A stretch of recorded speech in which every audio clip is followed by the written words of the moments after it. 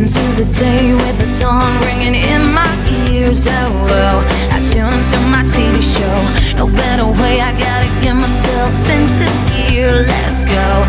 Oh, and I feel good today with my wake up in the morning espresso.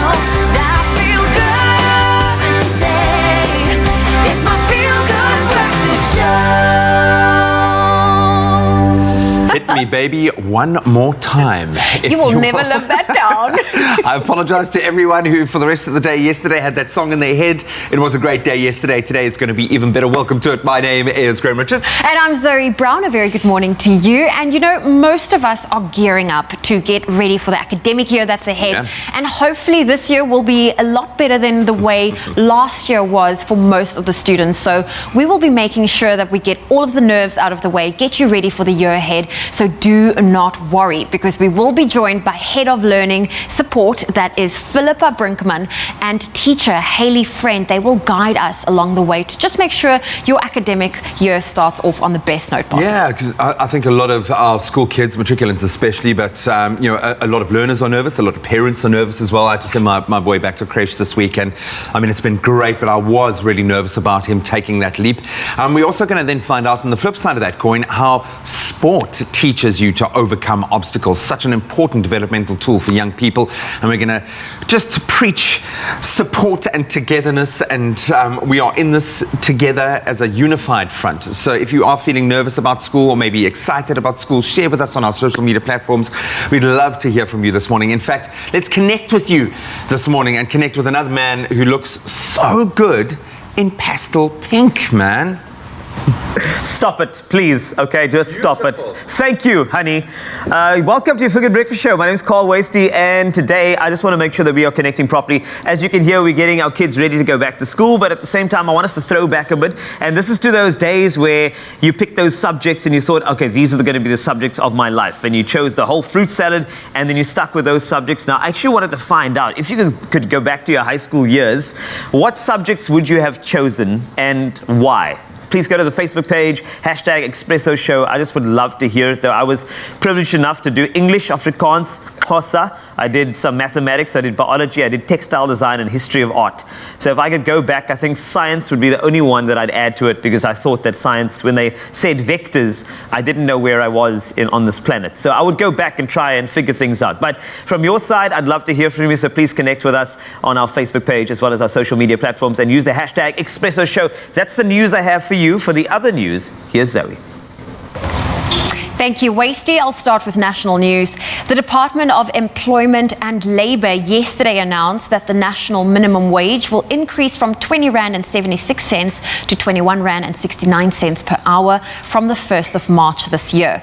Domestic workers will now earn 19 Rand and 9 cents per hour, while the farm worker sector will be aligned with the national minimum wage rate. It noted that inflation for poorer households is currently significantly higher than for higher income earners, and that is due to the sharp increase in food prices. Because the households of minimum wage earners spend more of their income on food, this hurts them more than higher earners.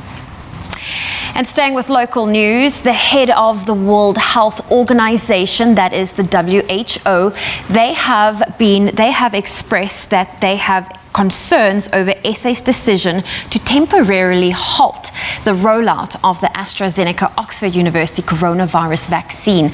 Preliminary research showed it to be less effective against the new variant discovered in South Africa.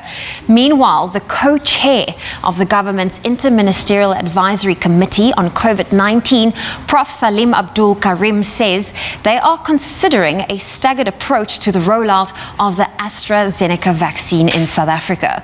This would include an initial 100,000 doses of the vaccine being administered. We now move to news abroad, where American movie star Will Smith landed in Namibia yesterday to shoot the second season of the National Geographic show One Strange Rock. Hosted by the award-winning movie star, Season 1 explored the wonder and fragility of Earth in a 10-part mini-series. 8 astronauts also shared their unique experiences of Earth from a distance, including personal memoirs.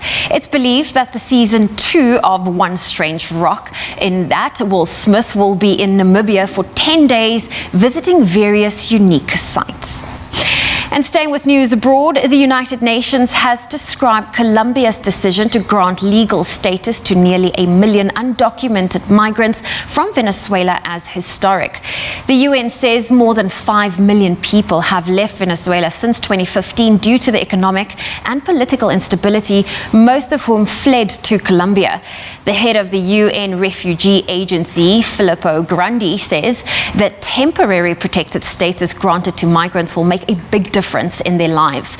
This will allow migrants to apply more easily for work and permanent residence and to access health services. And now some news of new resting bins for builders, and this is at builders to encourage some romance in time for Valentine's Day. Some 60 penguins at Builders Penguin Colony, close to Simonstown in Cape Town, are to get upgraded nesting bins to encourage romance. The bins are important for colonies that are uncovered to the predation and various environmental pressures. The brand new nesting bins are set to enhance breeding circumstances for the endangered African penguins in the colony throughout the Desk Mountain Nationwide Park. Sandpark's spokesperson Reynold Takuli explained. Now, the major aim is more than simply love for these adorable little creatures. It's hoped it can assist to boost the numbers of this endangered species. Moreover, it's a conservation intervention to switch misplaced habitat. The most recent design of the bins is fabricated from a geotextile cloth that's each non-toxic and environmentally pleasant. The design is predicted on the naturally dug burrows, and it is also made with guano of penguins and offers security from predators. Alison Koch, Cape Analysis Center marine biologist, said synthetic nests could help in the breeding success of the African penguins and subsequently assist in growing their numbers. Well, on that note, that's where we leave your morning headlines. We'll touch again on those at 7 o'clock, but let's take a first look at your sport.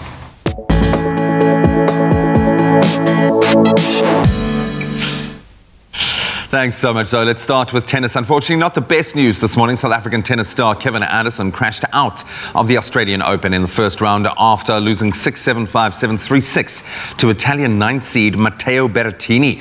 World number 2 Rafa Nadal, who is chasing his 21st Grand Slam title, saw off Laszlo Djere in straight sets 6-3, 6-4, 6-1. And then in the women's singles title race, defending Australian Open champion Sophia Kenin, she beat Madison Inglis 7-5, 6-4. While former champion Victoria Azarenka was knocked out. And then world number 1 Ashley Barty eased past Danka Kovanic 6-love in just 44 minutes to boot. Then on to football midweek. Premier Soccer League action saw victories for Orlando Pirates and Bloemfontein Celtic. Dion Hotto and Vincent Poole finding the back of the net in the first 5 minutes of the match to record a 2-0 win for the Buccaneers over Cape Town City FC at the Orlando Stadium to get back on track. Blom Celtic, they also showed a turn in form, securing a 2-1 win over SuperSport United at the Dr. Molomela Stadium. So despite their loss, SuperSport do remain in second place on the log. That's 5 points behind log leaders Mamelodi Sundowns. Then after their victory, Pirates now move up to 4th on the PSL standings, level on 28 points with SuperSport and Swallows. Then a little further afield, Manchester United have booked their spot in the FA Cup quarter-finals. That was after recording a 1-0 win over West Ham United at Old Trafford. They needed extra time late last night to do it. Red Devils midfielder Scott McTominay broke the deadlock in the 97th minute to confirm the win for his team. In other results, we saw Championship side Bournemouth win 2-0 at Burnley in a surprise result.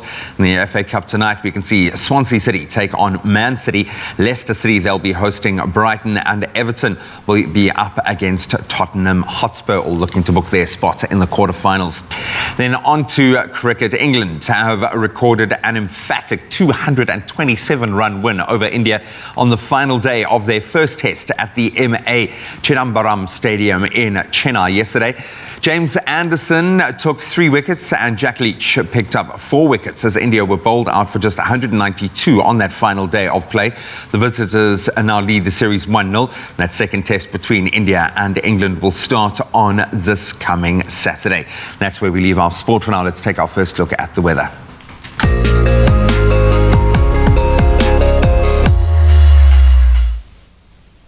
And we love interacting with you, especially when it comes to your sunrise pictures. I love it more than my pink shirt, so please continue to post it on our Facebook page. And I want to start you off with something beautiful on this lovely cloudy sky in Pietermaritzburg with the sun rising in the distance from Ayanda Zamar in Pietermaritzburg. Thank you so much for sitting it through. You can expect mainly cloudy conditions with a maximum of 28 degrees.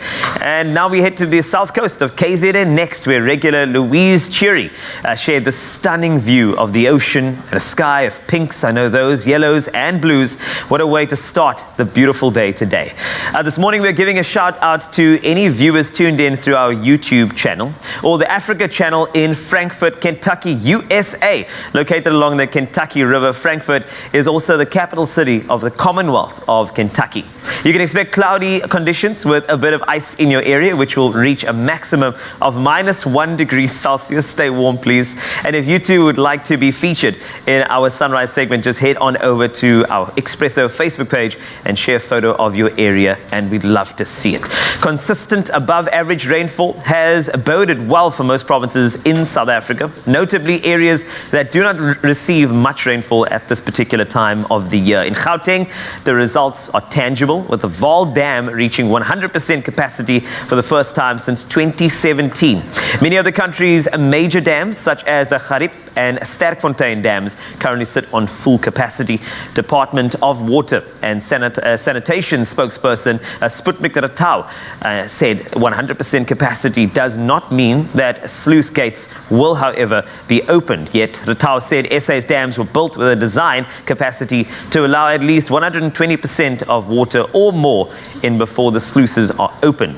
The department's Dam Safety Regulate Unit Director, that's Wally Rakopa, said there was no need for people to be alarmed about possible water infrastructure collapse, adding that the department enforced compliance for dam owners to conduct safety inspections at least every 5 years.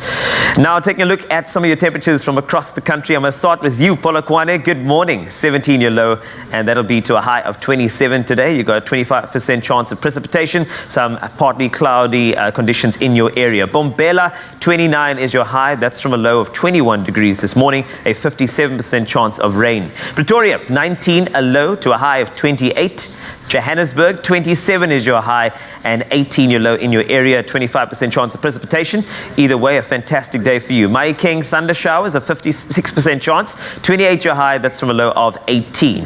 18 also the low in Klerksdorp, 29 the high in the area and 63% chance of thunder showers. Kimberley, 20 your low to a high of 33, 25% chance of precipitation in your area. Bloemfontein, your high of 30, that's from a low of 17. And of course, let's move on to Richards Bay. A chance of rain, 55% for you, a high of 30. The temperature, 22 your low in the morning. Pietermaritzburg, good morning, 19 your low. That is to a high of 28 degrees. And then, of course, Durban, 29. That is your high. 24 is a rather high low, but that's the low in your area. Umtata, 20 to a high of 30. And then, of course, we move over to East London. 28 is your maximum temperature from a low of 22 this morning. Cradock, 17 to 37 degrees. Please hydrate. Port Elizabeth is a high of 26 this afternoon. That's from a low of 21. And then let's move over to George. 25 degrees, your maximum. That's from a low of 18. The mother city, Kaapstad, Cape Town, 19, the low to a high of 25. Worcester, 38 degrees. Congratulations, highest temperature award goes to you. And we move over to Sutherland. That's a low of 15 to a high of 34 degrees today. And Uppington, wrapping up with you, 37 your high, and that is from a low of 22. That is a wrap of your temperatures for now. If you would like to send through any of your sunrise pictures, please do so on our Expresso Facebook page. Thank you very much, Carl. Wasty, tasty. Good morning, Kuhle. Good morning to you, Uncle Tabsy, and a very good morning to you, South Africa. It's such a pleasure to start off this morning with you on a beautiful Wednesday morning. Yeah. And I am Uncle Tabsy. We're going to be here, obviously, today looking at parenting, which is a big conversation on the show. Schools reopening. All the parents are running around trying to, sort themselves out, sort the kids out. But we're talking about how you can be emotionally supportive during this very tricky time. time for Yeah. parents and for families in general. It's a very important time. Abanye abantwana bayaqala ukuya esikolweni, and we're still going through a global pandemic. So make sure to hit us up on our social media platforms if you do have any parenting questions, because as Uncle Tabsy mentioned, we are here to guide you through this conversation. Make sure to keep it locked right here on your Feel Good Breakfast Show. You look like Brenda Fassie. Do I? Yeah. You can make my day.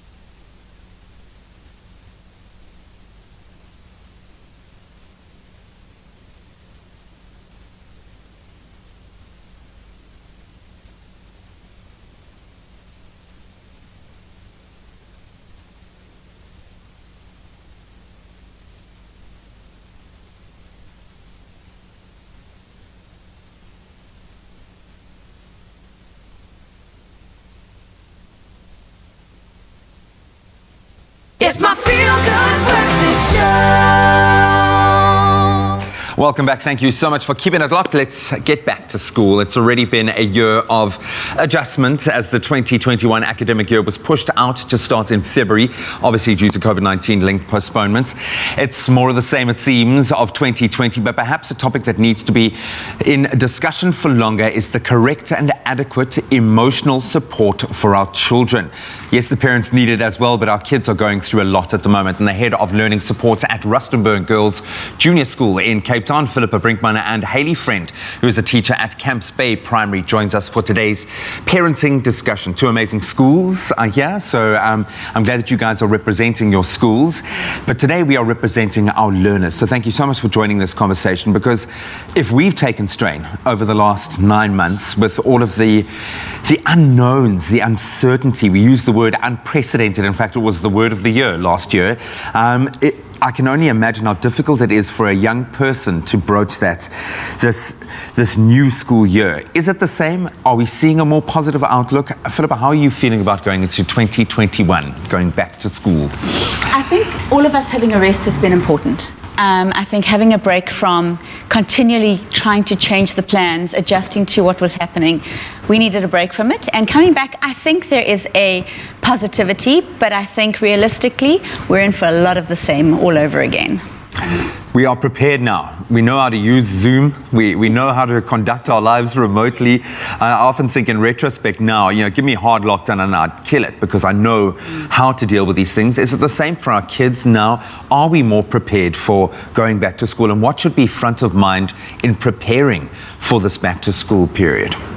Yeah, I think we have learned a lot from 2020, and as Philippa said, it wasn't easy on the parents, the teachers, the learners especially. I think they've done an amazing job though, actually rolling almost with the punches on what happened. I think they are better prepared, but as I always say, there's not only academics involved. We need to think that our learners are coming back with other things that might be running in the background, and we need to be aware of that, because for them to learn at their best capacity, they need to be able to feel safe in their environments and be able to talk about the feelings they're having, because it is unprecedented, as you said. So let's start with practical advice first. What do parents need to bear in mind? What material do they need to have prepped? How do we need to be coming back into the school phase from a practical front, do you think?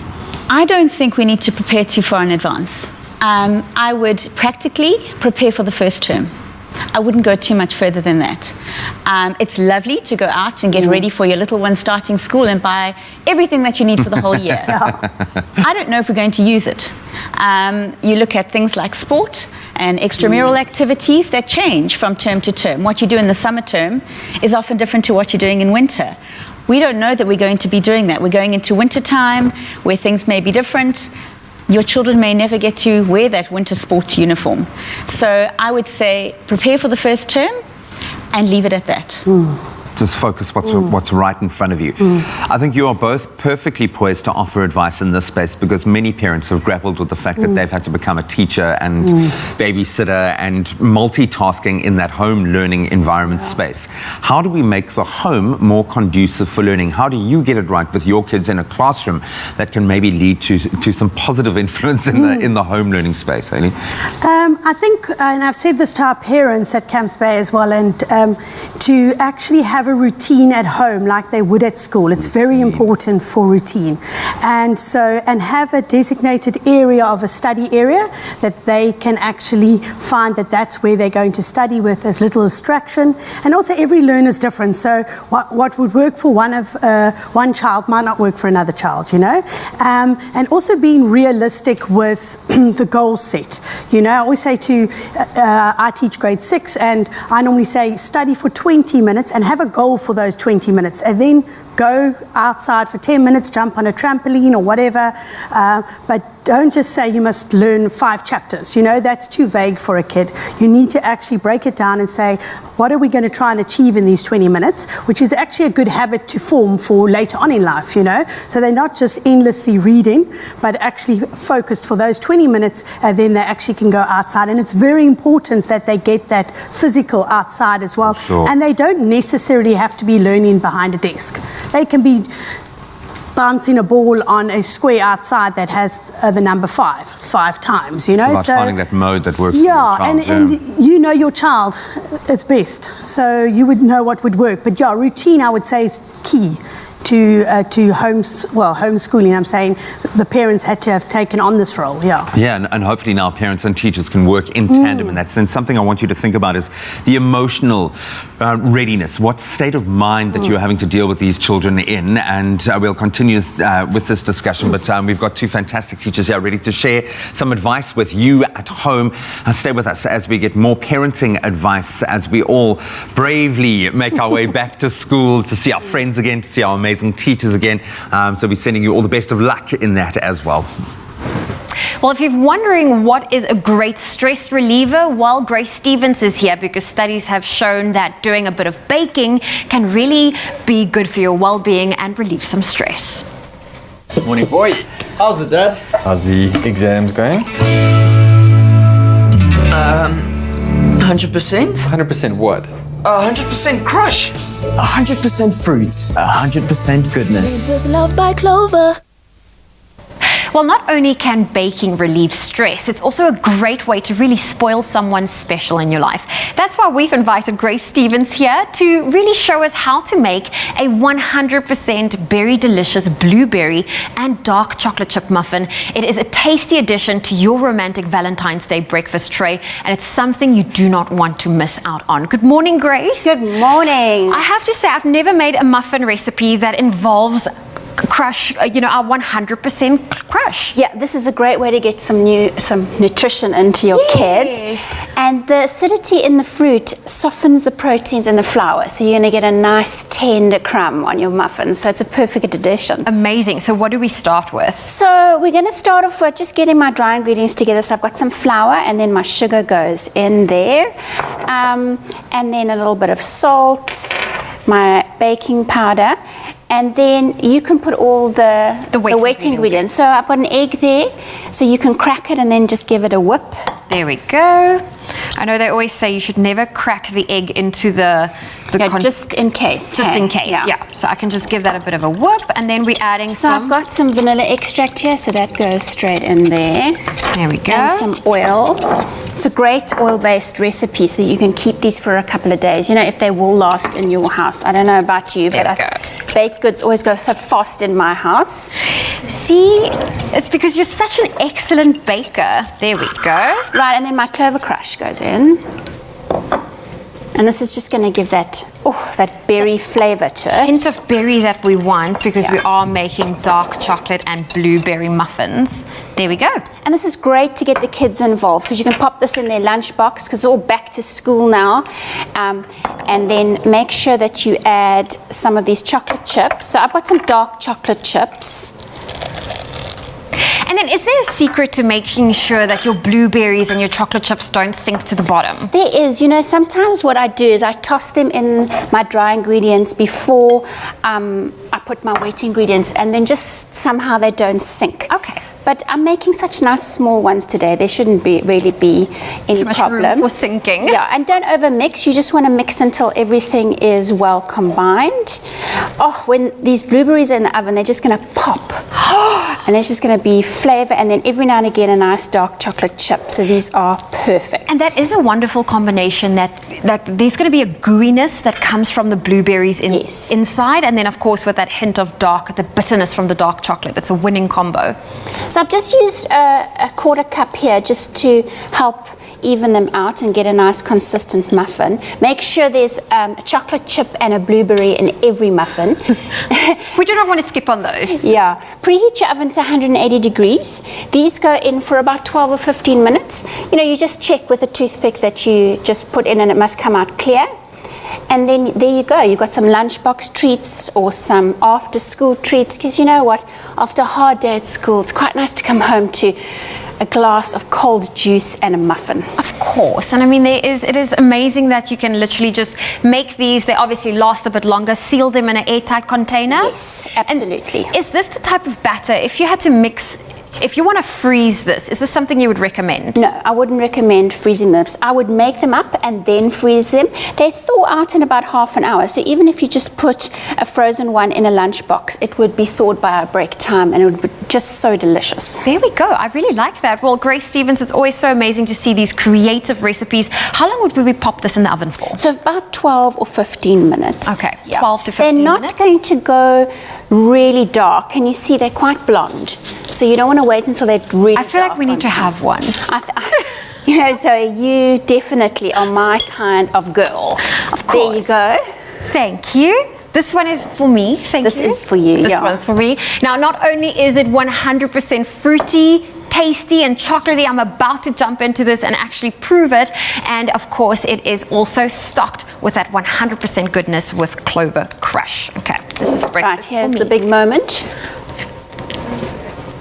Delicious, huh? So good. Morning, boy. How's it, Dad? How's the exams going? 100%? 100% what? 100% crush. 100% fruit. 100% goodness. With love by Clover. Only you can make my day.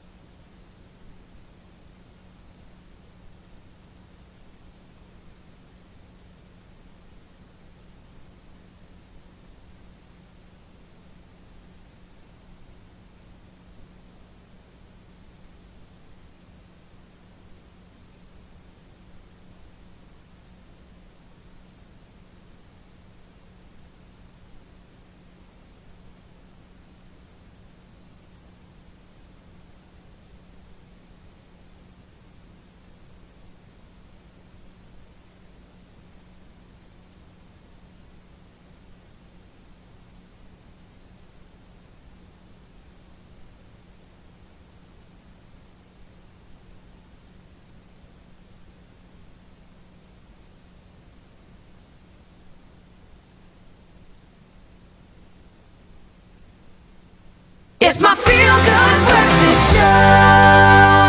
Welcome back to Feel Good Breakfast Show, Expresso here on SABC3, and welcome to my round table. A little earlier we were chatting about getting your kid ready for school, and if you're just joining us, it is a proper discussion around emotional material needs that our children will be needing in the new academic year. The head of learning support at Rustenburg Girls Junior School in Cape Town, Philippa Brinkman, joins me, as well as Heidi Friend, who's a teacher at Campsbury Primary, joins us to continue the discussion. We started a little earlier, so welcome back, ladies. I know the environment's different. I wanted a round table because this is a very, very important thing as we empower many parents to get the 2021 year started. But from either of you, I think what I'm looking for is just a couple of tips to kind of just get the rhythm of the academic year started. What would you say? I think we need to acknowledge where we're at. And I think we need to give children the space to acknowledge that as well.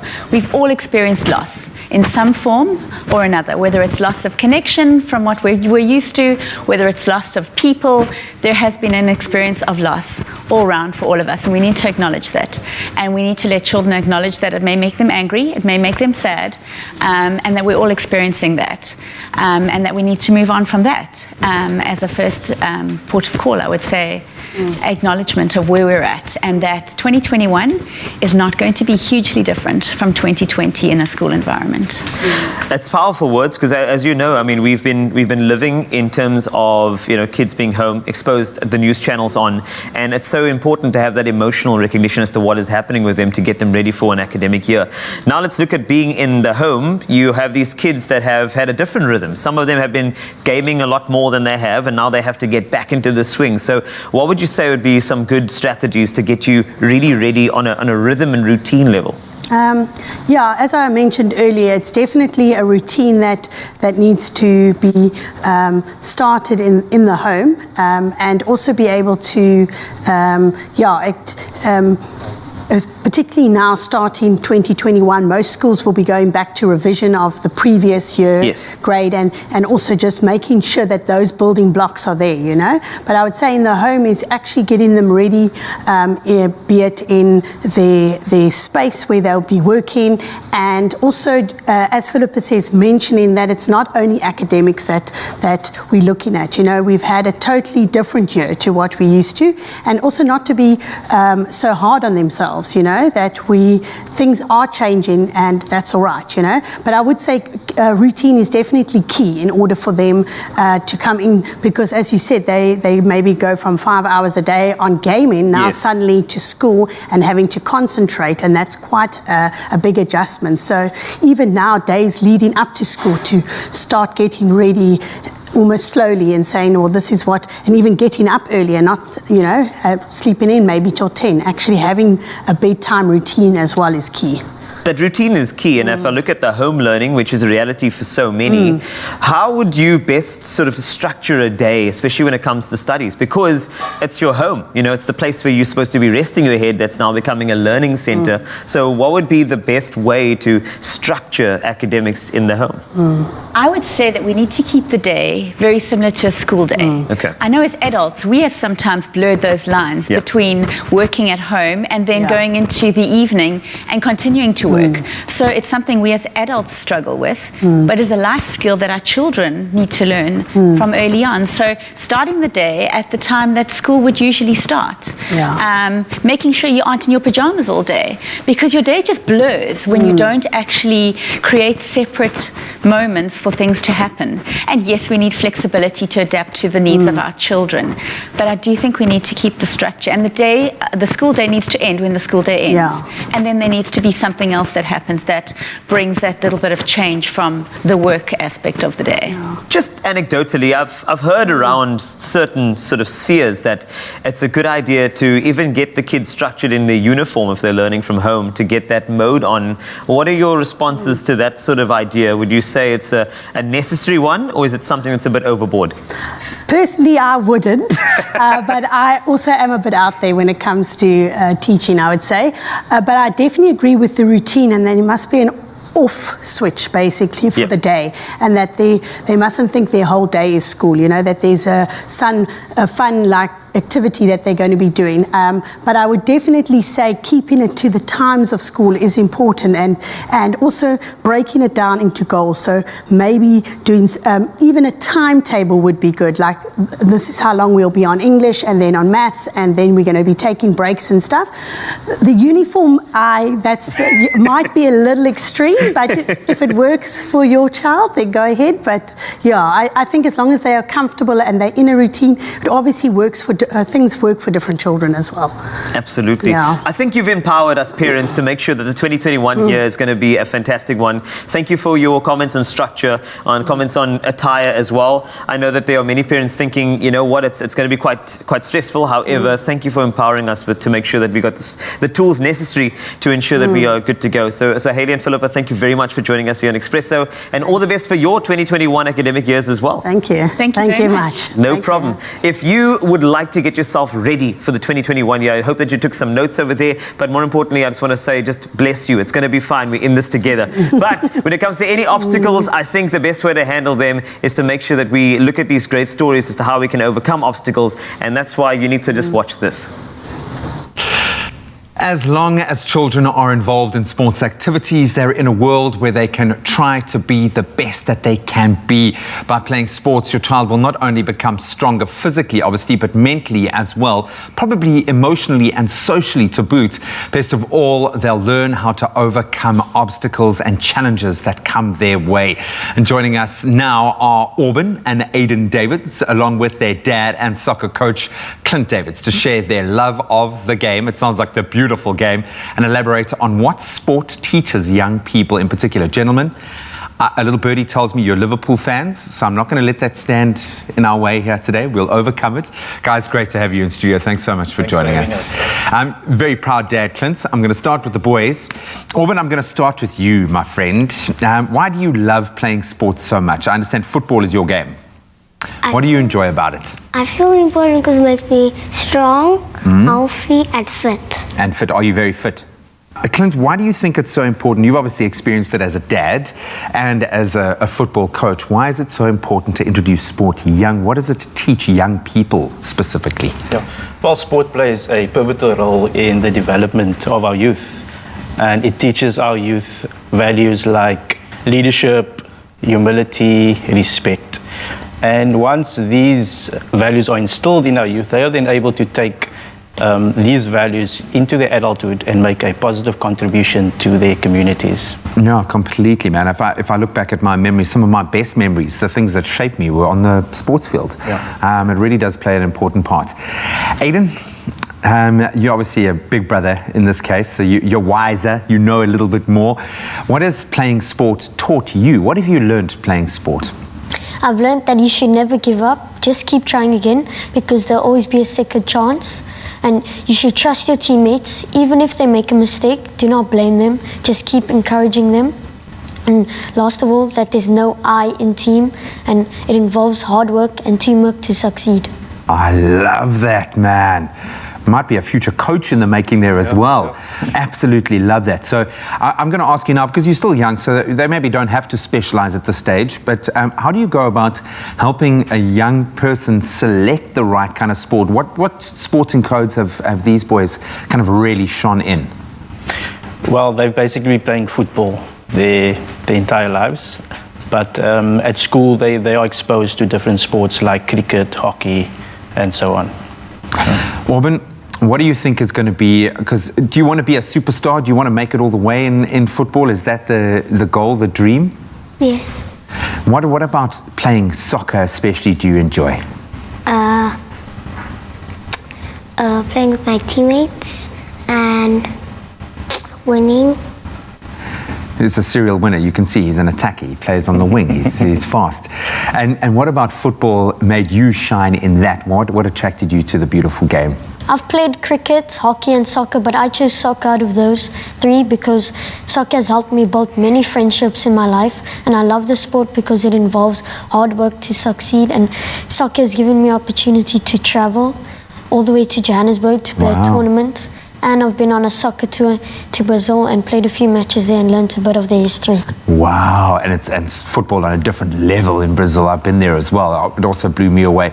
Maybe, Clint, I can round off with you some advice to fathers out there when it comes to helping your kids, especially your boys. In my case, I've got a 3-year-old boy, to guide them through sport. What do you live by when coaching your kids essentially through their journey of life? Yeah, so start early from the age of 4 years old and have your core values and practice every day with them. Just be in the yard, kick about.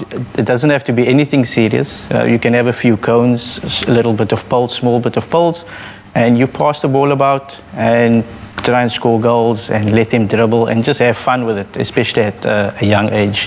And as they go on, they will then start to like it more seriously, or they'll change sport, whatever, but let them have fun with it for now. I absolutely love that. Guys, thank you so much for joining us. You've earned the right to recharge, get some vitamin B, get some nutrients in. I'm going to say cheers to you guys. Grab your Milo, guys. You've earned the right. Thank you. Whether you like it hot or cold, I'm a cold Milo kind of guy. But cheers, boys. So good to you. Here's to seeing you play maybe for Liverpool one day. Auburn, we absolutely love it. Whether you like yours hot or cold, a glass of Nestle Milo, hand in hand with a healthy breakfast, is the perfect way to start the day and stay energized throughout it, no matter which sport you decide to choose. Cheers, boys. Cheers.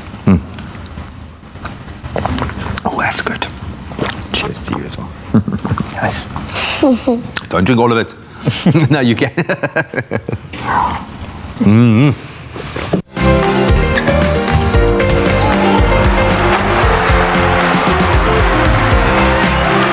Breakfast your day with Nestle Milo.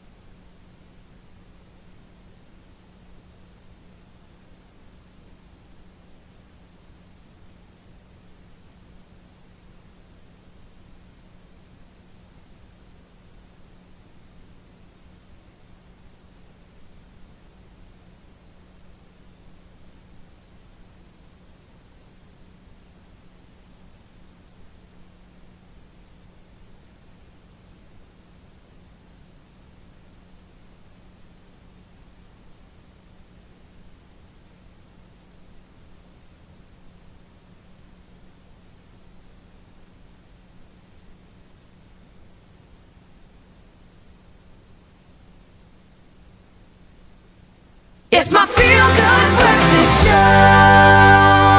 Welcome back to your Feel Good Breakfast Show, Expresso here on SABC3. If you are spending Valentine's Day at your home with your special somebody this Sunday, then you might be in some mood for live love music entertainment that will help you feel all the love that you deserve.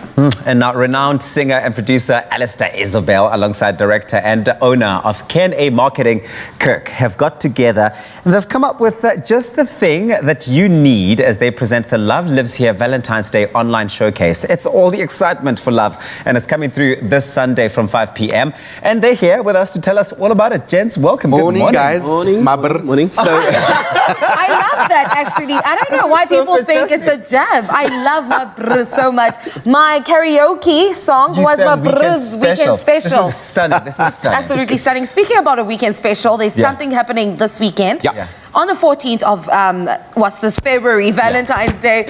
What was It happens the every spark? year on the 14th. I mean, I've never celebrated it, but I guess I'll start with... well, now you're going to start. Now is the time. What was the spark behind this showcase on Valentine's? Well, I think I've never done Valentine's Day specials, but I think during the last year, one has come to a point where it has been so trepidatious with what we had to navigate through. And I wanted to celebrate the common human thing that we all have, and that's love. Yeah. To share each other's hearts and make sure that we are there for each other. And Kirk and I spoke and we decided he's done so much for the industry in the last 20 years. K&A Marketing, from helping people to publicize to, he's got an incredible company. And we just thought it's time not to think about creating a show that's going to be successful, but rather just getting the mitigating thing to remind people that we are all here because of one thing, and that's love. But it's going to be successful at reminding people that we are here for one thing that unites us all, which is love. And Kirk, yes. Alistair is right to say that you have done such incredible work over the years. I think, supporting the local entertainment industry. You've really been with the artists along the way as they faced many different challenges, but this particular challenge that's come through with COVID-19 is a unique one. Correct. How has that space been like for you? Man, for us, thank God that we basically, through COVID, we basically sustained ourselves. And because of the support of the artists, like Alistair, the entertainment industry have given us as a company support throughout, And during this time, I think this was the best time, and especially for a legend like Alistair, one of Cape Town's renowned, I think, South African renowned legends, Yes. We need to support him. We need to support the arts, even though there is problems, but the company have still supported him and will still support, the industry in Cape Town. The world is moving and spinning around because of artists globally. I mean, you are the people who keep the fire burning within everyone. You give the people a reason to wake up the next day and have hope. The first thing people do when they wake up to go to work is listen to their favorite songs, for example. And speaking about inspiring people, with the songs that you have chosen to perform this coming Sunday, what message are you trying to convey, and what can we look forward to? Well, music is literally the tapestry of our lives. Every moment that we've ever experienced, every encounter, any joyful, sorrowful experience, there's a song that comes with it. So we want to look at things, and nostalgia is a great thing for human beings. We keep reflecting at things in order to make us better people. So we sat down and we decided on what songs. There's things like Air Supply, Two Less Lonely People in the World. There is the Elton John's Don't Let the Sun Go Down. And come on, you got my full attention. Come on. There's Stevie Wonder's Love's in Need of Love. It's those things that we sit and we croon and we ons brein gesels en partytjie met songs, and that's what we wanted to do. Well, I think the most important question is, okay, it's happening on Sunday. How do people go online and be a part of this experience? I think you need to go online and basically, go buy your tickets. Where? It's on Quicket. And you need to go buy your tickets and support. And yes, there's a lot of events happening throughout the year, but I think this one is unique. Absolutely. So it's Quicket, it's 100 Rand, and what I keep saying to people, you're not buying into a show. You are sustaining a musician or an artist. That's what you're doing. That's as simple as it is. So it's $100, 5 p.m. to 7 p.m. and we're going to celebrate music, celebrate our common joy of love, and just reminding ourselves we are humans and we need to just coexist by love. I love that. Reconnect. Truly, it's all about reconnecting. You're going to be alongside fantastic artists such as we Dalen have Sass. Nicolene Saul, Cheswin Reitis, and he's insisting he wants to sing, but no, he only does posters and publicity, and I'm going, no. Celebrate your 21 years of K&A Marketing. We'll do the singing. On his behalf. Get the man on the stage, man. Oh, this is really fantastic, and I I think it's certainly the show to be on the lookout for. I wish you all of the best. Thank you very much for all of the work that you have been doing for the arts and for the entertainment industry. Alistair, you're a total legend and an icon, and we appreciate all the work that you do. Now, of course, Expresso, and feel the love this Sunday with the Love Lives Here online showcase taking place on Valentines Day, which is the 14th of Feb, from 5 p.m. to 7 p.m. Tickets are going for $100. It's a total, full, rich experience that you want to be a part of, and you can get them online, quicket.co.za. We'll see you there. Oh, well, listen, JP Sebastian's here, which means one thing and one thing only. It's time to discuss movies.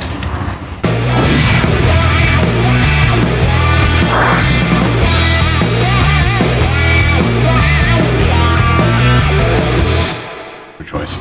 Well, we cannot talk movies without your little movie intro playing. Yeah, the guy who, let's see, I keep trying to think of like the most cheesy dad rock that I last listened to that actually runs against that genre you just played.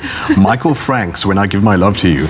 It's okay. Smooth jazz kind of guy over here. Although, hey, whatever. I'm very appreciative that Expresso thinks I'm hardcore. Oh, no, we think you're quite cool, especially when you bring us really cool new movie trailers that has released. So let's look at the first one. It is called Handsome. Mm-hmm. And what JP is always trying to do with you here, by the way, is I'm trying to show you the ones that enticed me, that, tickled my senses. And while these aren't necessarily eye candy and fireworks and that kind of stuff, these are two documentaries I want to show you. The first being, as you said, Handsome. And man, it looks like it's going to completely break my heart and our hearts, ideally, and help shift perspectives on things that we have silly stereotypes about. Handsome is about a guy and his brother, and like I said, a documentary, so a true story of these two men who go around the world. The one has Down syndrome, and they visit other siblings who have one of the siblings having Down syndrome. So they go from New York to Mumbai to Hanoi.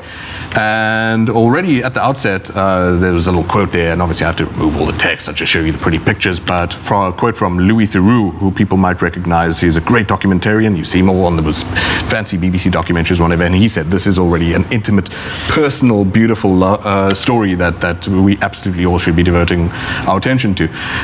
Goes to these different people and says, like, what was your walk? What was your journey through what is something that I think people who are who maybe don't have, say, a family member with Down syndrome take for granted that, oh well, they just get taken care of or something like that. And the documentary already tries to like have some more empathy for, say, the carer and the person with special needs who doesn't talk around or whatever.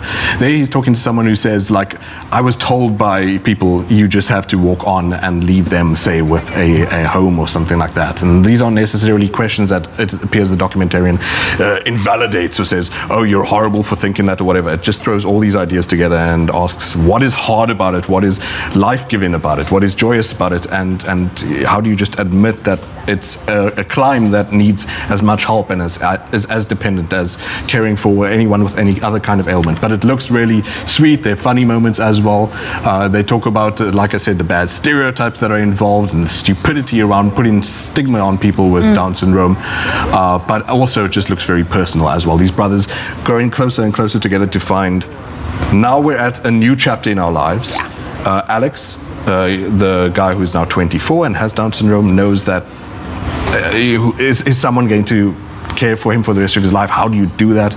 I think it could be invaluable for anyone who has a family member or loved one or knows anyone with Down syndrome, and for people with Down syndrome to see themselves reflected in the world and in documentary. It could be quite beautiful. No date for it in SA just yet. No release date yet, but absolutely beautiful. I mean, I'm loving how, like you said, this documentary, it's intimate, and it really, I love how certain documentaries just give you a little bit of insight, which now leads us to the next trailer that has been released that I want to talk about, Collective, and it touches on that Romanian fire that broke out at the nightclub. Yeah, people might remember it was 2015. It was even on our news worldwide. In fact, they were whether it was expats or anyone just protesting about the corruption involved and how this thing happened. So, just to refresh your memory, 2015, a nightclub called Collective, which had this rock band playing there. Fireworks went off, and I was reading the timeline of events, and from like 10:30 at night to 10:32, the place went from being completely intact to burnt down and having behind boards, falling on audience members and everything like that. It doesn't focus so much on the events of the night, but how, and you already knew this from your own research, we were talking about it earlier, people went from 27 dead at the site of the fire to 64 total. Yeah. What happened to people in the aftermath and what went wrong? So it follows this newspaper that does investigative journalism, which unfortunately these days, I don't know, it feels more and more rare. They believe that people are going to feel that they're completely crazy for putting in their head the theory that they are, but they uncover the truth, and it's pretty damning. I won't give it away, even though it's like it's not a spoiler, it's a documentary, but people are calling it a masterpiece, and it's Romania's offering for Oscar consideration at the Academy Awards this year. I like that, and I mean, there's something about this documentary. It just makes you want to actually go and do your own research and really just see, like, fact-checked everything, and it looks powerful. Especially at a time like now, Yeah. when we're wondering, what is journalism and what is the power? What are the limitations of it? This kind of thing can be totally inspiring for anyone who wants to study it or study the world. Yeah. Well, there's no release date for Collective or for Handsome, the two movie trailers we've reviewed with JP Sebastian. But don't go anywhere. He's still going to stick around on your Feel Good Breakfast show with more movies releasing, and he's bringing that to your screens.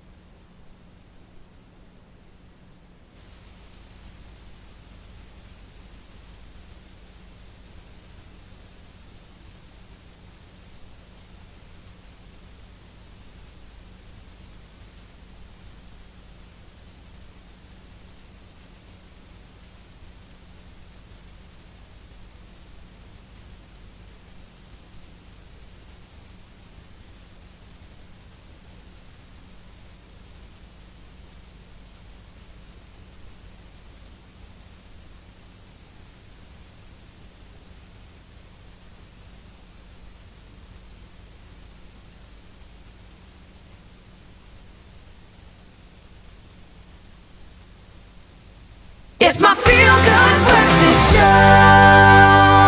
I should actually say it's your Feel Love Breakfast Show on Expresso and SABC3. The reason why is because we are in for a treat. We're in for a morning filled with love and talent. That's beside me as performers from the upcoming Valentine's Day online showcase, Love Lives Here, are here to give us a taste of what we can expect this coming Sunday. Joining us now are singers Nicoline Saal, backed by popular demand, as well as Dalen Sass, backed by popular demand. And I must just tell you, these people are phenomenal. They are crazy amazing. Just a quick one, because, naturally, one would get very excited about Love Lives Here on Sunday. How do you feel, Nicoline, performing at this showcase? Nervous, because it's Valentine's Day. Ooh. Yes, but I'm very excited to treat the couples. Okay, so there's going to be a lot of love in the room. I mean, that's so important. You've got to have a bit of love there. And then from your side, Dalen, I know that you guys are going to do a certain song right now, but you've selected something from Elton John, 1974, Don't Let the Sun Go Down on Me. Why was this a connection? Why did you feel that Nicoline is the ideal partner for this track? Well, on a talent competition that Nicoline and I were on together, for our first duet performance, we did the song and we fell in love with the song, and here we are and performing it for you guys. So yeah. I'm ready for love. I'm ready right now. So taken to the stage, these two talented people, Nicoline as well as Dalen, and 1974 Elton John hit. We're talking about Don't Let the Sun Go Down on Me. Please enjoy this and feel the love. And remember, on Sunday, the showcase happens. Love lives here. Tickets available at Cricket for $100, 5 to 7 p.m. Feel the love right here on Expresso. Take it away, guys. Can't wait.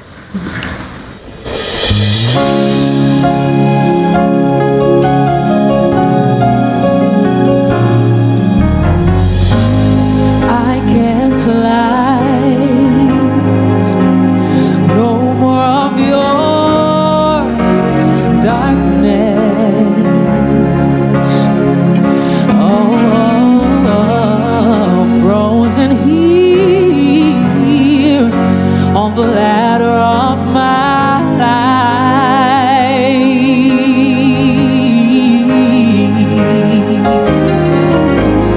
Don't discard me just because you think I mean you harm. Oh, close the door and left me blinded by the light. Oh, don't let the sun go down on me.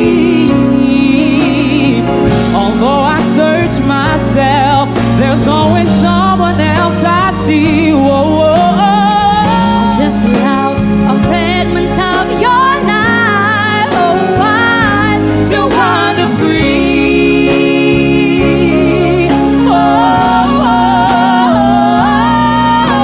But losing everything is like the sun going down on me.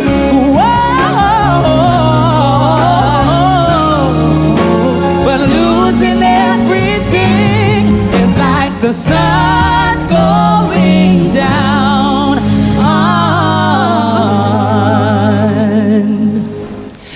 me.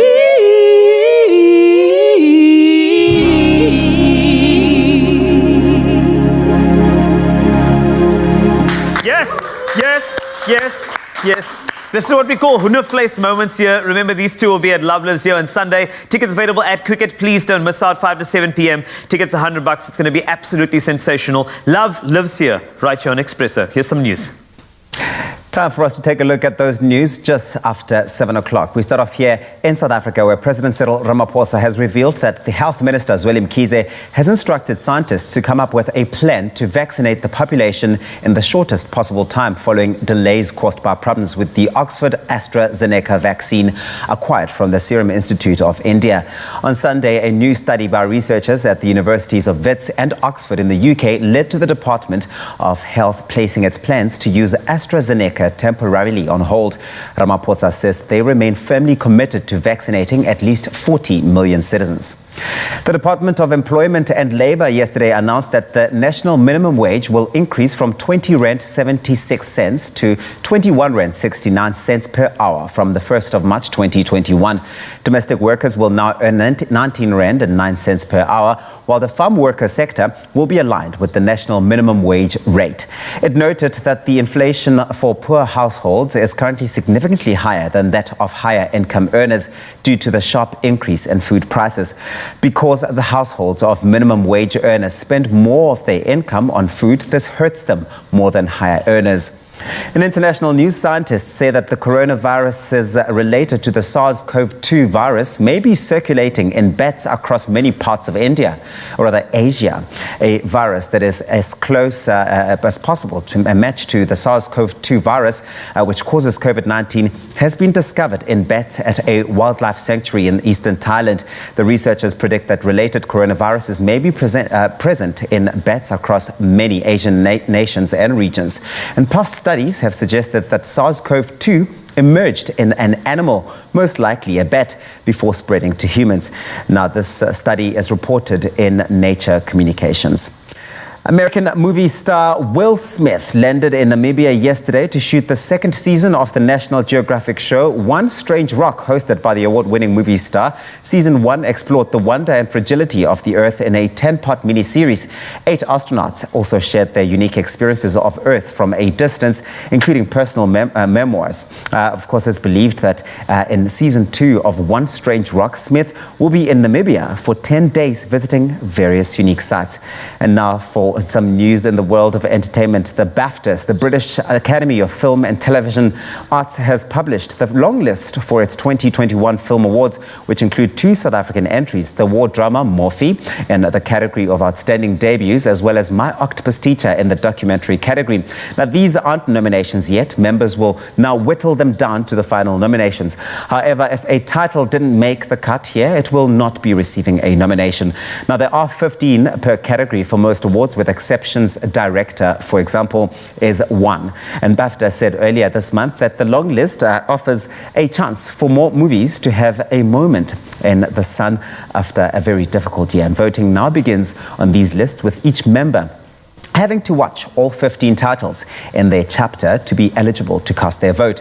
Now, this is a change to the previous voting procedure and was made in a bid to level the playing field. Nominations will be unveiled on the 9th of March, and the ceremony is scheduled for the 11th of April this year, with its exact form still being decided on as the situation regarding the coronavirus pandemic rolls out. That's where we leave it for now. Here's Graham with a look at sports.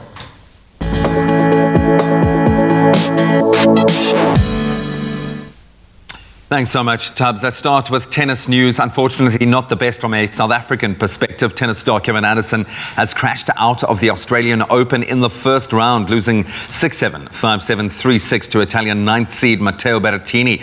World number 2 Rafa Nadal, who is chasing his 21st Grand Slam title, saw off Laszlo Djere in straight sets, 6-3, 6-4, 6-1. Then in the women's singles title race, defending Australian Open champion Sophia Kenin, she beat Madison Inglis 7-5, 6-4, while former champion Victoria Azarenka was knocked out. Then world number 1 Ashley Barty eased past Danka Kovanic 6-love in just 44 minutes. In South Africa again, midweek Premier Soccer League action saw victories for Orlando Pirates and Bloemfontein Celtic, both needing to get back on track. Dion Hotto and Vincent Pule found the back of the net in the first 5 minutes of the match to record a 2-0 win for the Buccaneers over Cape Town City FC at the Orlando Stadium, and Bloemfontein Celtic securing that 2-1 win over SuperSport United at the Dr. Monomela Stadium. So despite their loss, SuperSport do remain in second place on the log, 5 points behind log leaders Mamelodi Sundowns. After their victory, Pirates now move up to 4th on the PSL standings. That's a level on 28 points with both SuperSport and Swallows. Then staying with footballing news, Manchester United have booked their spot in the FA Cup quarterfinals after recording a 1-0 win over West Ham United at Old Trafford in extra time late last night. Red Devils midfielder, who's been in great form, Scott McTominay, broke the deadlock in the 97th minute to confirm the win for his team.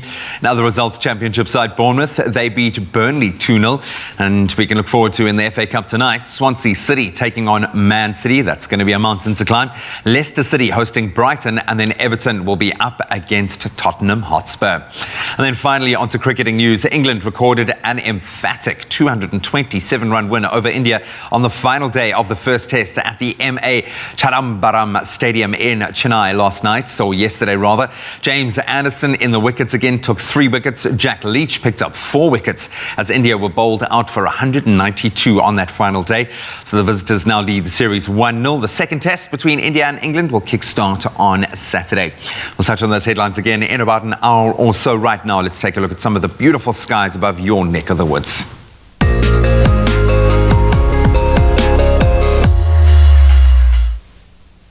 Thank you, Graham, and a big thank you to you that have been sharing your beautiful sunrise photos with us.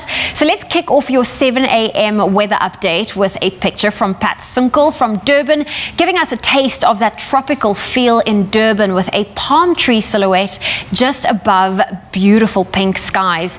Now, you can also expect some humid conditions today with considerable cloudiness, which will reach a maximum of 29 degrees Celsius. Then Verity Barnes Herbert came through with this golden image from Riebeek West. Now, you can expect some sunny and hot conditions today, which will reach a maximum of 38 degrees Celsius. Now, we also say a very good morning and send greetings to our viewers tuned in via YouTube and the Africa channel. And we're going to give an update regarding Lusaka in Zambia, a quick weather update. Now, Lusaka happens to also be one of the fastest developing cities in southern Africa. It is both the center of commerce and government and connects the country's 4 main highways heading north, east, south, and west. Today, you can expect cloudy conditions with thunderstorms in place, and that is in the city, while reaching a maximum of 23 degrees Celsius. Well, if you too would like to be featured in our sunrise segments, why don't you head on over to the Expresso Facebook page and share a photo of your area. Quick news, torrential rains across South Africa have caused widespread devastation, and meteorologists warn the country could become a lot wetter. But as SA braces for a further few months of rain, farmers are rejoicing. Agricultural economists predict bumpier harvests that will create jobs and earn the country billions of rands in foreign exchange. And this is also the case in South Africa's neighbor, Zimbabwe, once referred to as the basket of Africa. The country's agricultural sector is headed for a bumper crop following widespread rains that have remained above normal in the 2020-2021 cropping season. Successive droughts over the past few years have negatively affected agricultural growth, but most farmers are currently upbeat that about a bumper crop that is on the horizon, and hopes are high that the sector will deliver strong growth to the economy despite the COVID-19 setbacks. The bulk of the crops countrywide, that's maize, small grains, cotton and tobacco, are all in excellent condition. Well, that is an update regarding your weather news. Let's take a quick look at your temperatures. If you're in Polokwane, a low of 17 with a high of 27 can be expected. Mbombela, some rain with a high of 29. Pretoria 19, 28. Johannesburg 18 with a high of 27. Some thunder showers can be expected in Mahikeng 18 with a high of 28. Klerksdorp 18 reaching a high of 29. Kimberley deels bewolk met 'n laag van 20 en 'n maksimum van 33. Bloemfontein 17 met 'n maximum van 30. If you're in Richards Bay, rain is expected, a low of 22, a high of 30. Pietermaritzburg 19 reaching a high of 28. Durban partly cloudy with a high of 29. Mthatha 20 reaching a high of 30. East London sunny conditions, 22 reaching a high of 28. Cradock 17 reaching a high of 37. Port Elizabeth 21 with a high of 26. Partly cloudy conditions in George today, 18 with a high of 25. Cape Town sunny, a low of 19, a high of 25. Worcester 15 reaching a high of 38 degrees Celsius today. If you're in Sutherland, sunny conditions with a high of 34. And Uppington, you can expect some partly cloudy conditions with a low of 22 and a high of 37 degrees Celsius. That's where we leave your weather for now. We'll have a final update at 8 o'clock. All right, it is time for social media comments. Thank you so much. A little earlier we asked you about if you could go back to high school, which subjects would you take? I didn't even ask you. Which one would you have taken? Oh, I wouldn't have wasted my time definitely with mathematics and physics. I probably would have taken Izobell a little bit earlier on in my high school career as well. I have so many regrets when it comes to high school, okay?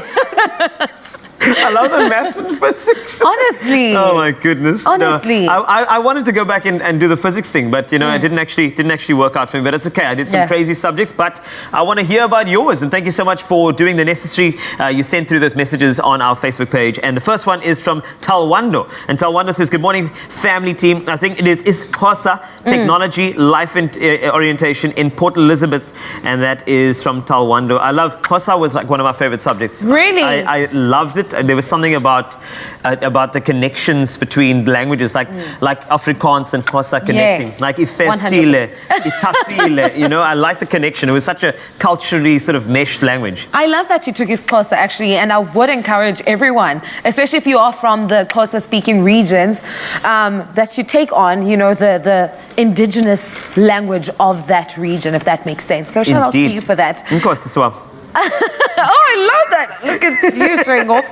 The next one comes from Rebone. He says Afrikaans and history actually garenkane gedirile di languages. I'm not 100% certain what that comment says, because I think it's in a different language. Languages. I hope I said that correctly. And then the next one, Innocentia, says life science and geography. Well, there we go. Beautiful. Life sciences and geography is a great pick. Please continue commenting. We'd love to hear from you. If you could go back to high school, which subjects would you take? Let us know on our Facebook page.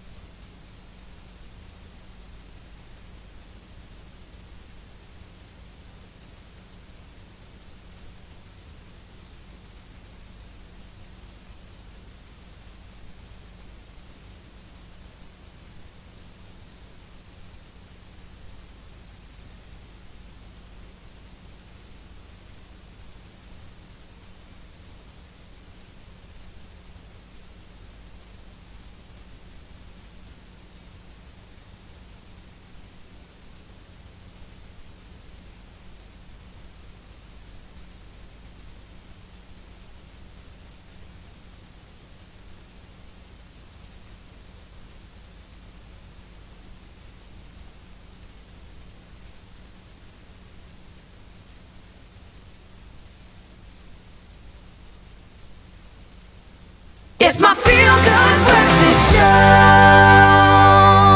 Welcome back to your Feel Good Breakfast Show. We are in the kitchen getting our aprons ready, because if food is your love language, say it with a romantic dinner for two with Woolies. Now, Chef Clem, he is serving a tender beef fillet with a creamy and utterly delicious cafe au lait sauce. It is made from coffee and mushrooms, and you'll never be able to serve beef fillet without this delicious sauce again. Listen, Chef Clem, I need all the tips I can get, so I'm here for all of it. So I'm kind of like, I really like Valentine's Day. Okay. And I think it's really nice to just like, besides just embracing Valentine's Day, embrace like 365 days of the year, but be extra special on Valentine's Day. And if you're not going to go to a restaurant, make something from scratch and just put so much effort and love into it that the person can taste that love when they eat it. And this is that recipe. Okay, and you know what also makes being in the kitchen a lot more fun, especially if you are a couple, is just cooking together. Absolutely, absolutely. That's another thing. First date tips. If you can cook well with the person in the kitchen, that's it. That is a good sign. Yes. So is that a good sign? My wife and I, we love, whenever we're in the kitchen, music's on. And she's an amazing salsa dancer. So like, it's always loud and full of like dancing and just like, and that's great. You need that chemistry. You do need that chemistry. And you know they always say too many chefs in the kitchen can spoil the broth. Lies. Is that the lie? Lies. Lies. Okay, let's start off with, let's talk about our mushrooms. Okay, well, it's in my hand. Okay. So we can use a baby portobellini mushrooms. And mushrooms and steak, we know that they go so well together. It's such a match made in heaven. I'm going to keep some of them whole. Actually, you know what? I'm going to keep them whole. Okay. Because portobellini mushrooms, they're nice and small. And I kind of want to keep the little button shapes. Looks kind of cool. So you just popped it in a pan with a little bit of oil. A little bit of oil. If you want, you can add a little bit of butter. I'll add the butter in a little bit. So get that pan on nice and hot now. It's going to start doing its thing.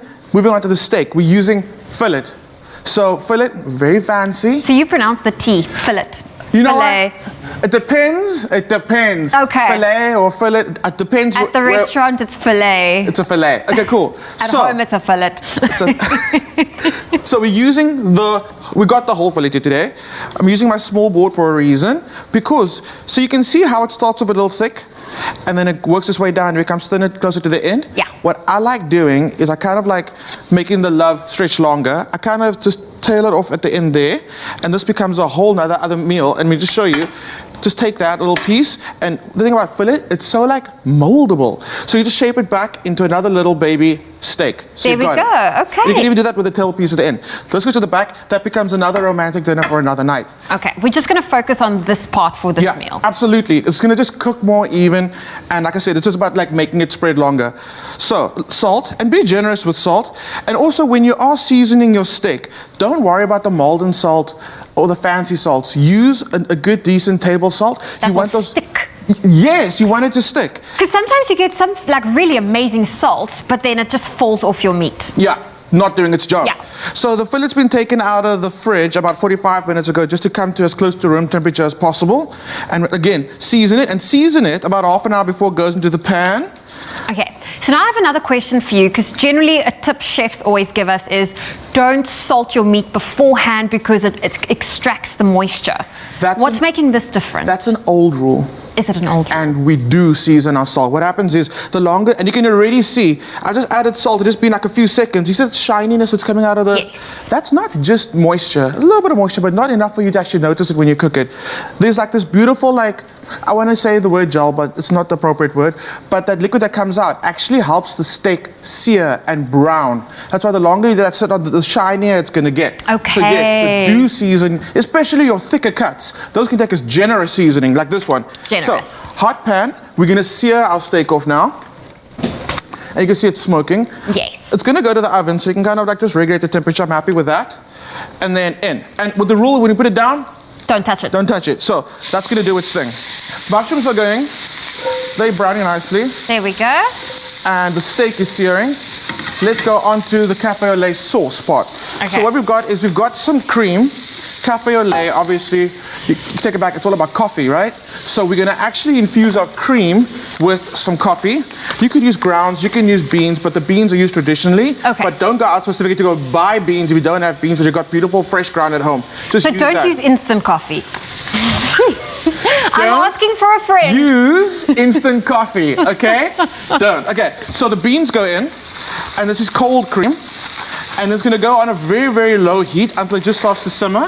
And then you turn off the heat. Let it sit in there for like, I'd say an hour to 3 hours. The longer it sits in, the more coffee flavors you're going to get out of it. And then what you're going to end up with is that cream over there. You want to give it a smell? I'm going to give it a good smell. Oh, you really get those coffee notes coming through. So does it seem a bit weird that we're using coffee with this dish? Not for me. I can see where you're going with this. I love that deep aromas that comes from the coffee. And I mean, a steak is on a heavier side. If you are pairing it with alcohol, you generally pair it with the red wine, which is more full-bodied. And that cream actually gives you that full-bodiness. Yeah. So the mushrooms and the steak and the coffee have one thing in common. It's that meaty, earthy flavor. So by adding the coffee, you're enhancing the flavor of the mushrooms, which enhances the flavor of the steak, and which enhances the flavor of the coffee. It's a beautiful, like, flavor cycle. So it's an avalanche of flavor. It is. It works really well. Let's just take a look at our steak. We've got a nice sear in it now. What I'm going to do is I'm going to start kind of like seasoning the steak even more. So some thyme goes on there, and then a little bit of butter. See, this looks like something from a magazine. I mean, this recipe is available on woolworths.co.za, but like the way you are cooking, it looks like we're busy doing a magazine shoot here. Thank you. But I've not done anything fancy. It's like, it's just, you know what? Cooking's all about confidence. You can mess up big time in the kitchen. Just do it with confidence. Do it with confidence. And just keep on smiling. And you'll be like, that was supposed to happen. That's normal. Okay, so mushrooms in. I'm going to add some salt to the mushrooms now. I didn't add it earlier because remember we spoke about drawing out moisture? Yes. When you add salt to mushrooms, it does actually draw out moisture. We don't want to do that. So we got a bit of a nice sear going on there, nice and brown. And then a little bit of salt goes on. Can I ask you a favor? Yes. Can you start grinding some peppercorns for me? Of course. So I like, really, when I'm doing a fancy dish like this, I like grinding my peppercorns fresh. Okay, I wanted to ask you, is there a technique to do? You just mush, mush, mush, If or you do you are go worried around? about them jumping out, I kind of put my hand over it and just kind of like, then boom, boom, boom, You break boom, them boom, down. boom them. Don't make it too fine as well. Keep it nice and chunky. Pepper, steak, mushrooms. You want that rustic, like, You do. chunkiness to You it. do. It mustn't be refined. No, not too fine. So cream goes over the mushrooms.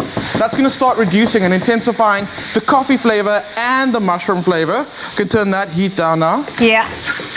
Great. So at this point, I'll pop the steak into the oven for about 10 minutes, depending how well you want it done. And then you're good. It's looking good. That's you know looking what? good. But more. Is it too fine? It's too chunky. It's too chunky. Did I not do it hard enough? No. But it's fine. You see, we did it that with could be my confidence. gym for the morning. You did it with confidence. Did I do it with confidence? Yes. Okay. Okay, so give it a good bash. You know what? This is all about theatrics of like being in the kitchen. You can just use a pepper grinder if you want. That's okay. We're just being a little fancy today. So cool. Give that a good crush. If it's still nice and chunky, it's fine. It's fine. Get the pepper into the mushrooms.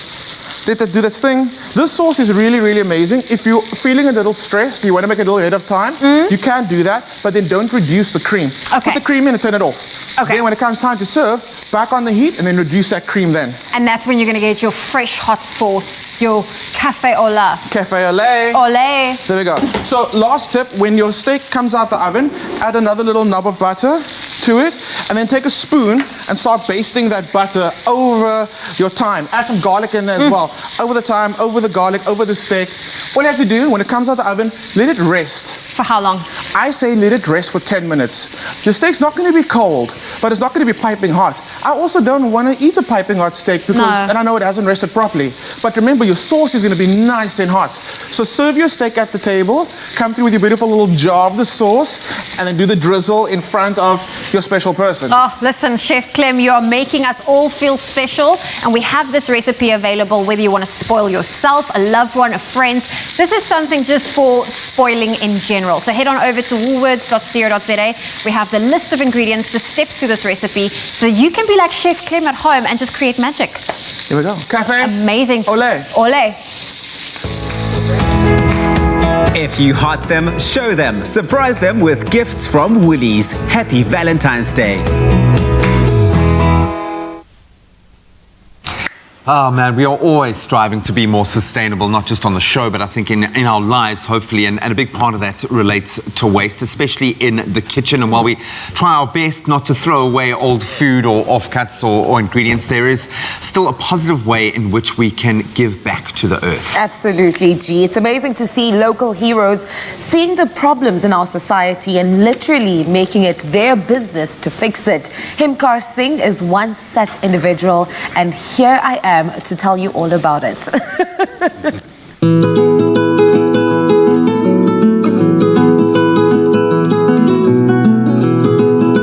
Entrepreneurs want to grow sustainable businesses, right?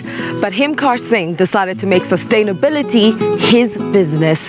He's the founder of the Compost Kitchen, which collects and recycles food waste into fertilizer, which he then returns to his customers so that they can plant their own food gardens.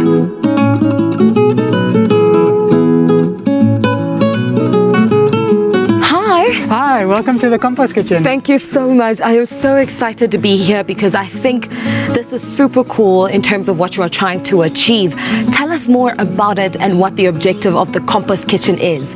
The Compost Kitchen was started in 2017 when there was quite a bad drought in South Africa. And I felt like we weren't quite solving that water insecurity problem. So I decided to leave the country to study a master's degree in water management based in Germany. And I lived in Germany for 5 months, and then Vietnam for 5 months, and then Jordan for 5 months. All part of the degree, trying to get different perspectives on water management. And the solution that I found was that we need to repair our soil in South Africa. 60% of soil in South Africa is lacking organic matter, which means it can't hold on to water, and the water just runs away. So we have a vision of repairing South Africa's water system. So we developed the Compost Kitchen's organic waste recycling model. The way it works is customers sign up online and they receive this bin in which they collect their food waste every day. Then we come by every week and we collect the food waste and we feed it to thousands of earthworms which eat it, and then they produce something called vermicompost, which is just their feces. And then we give the vermicompost back to customers at the end of the month so that they can use it in their gardens to enhance plant health. Well, with that said, I am really excited for a lesson or two on composting. Himkar, please show me the way. Yes, let's go.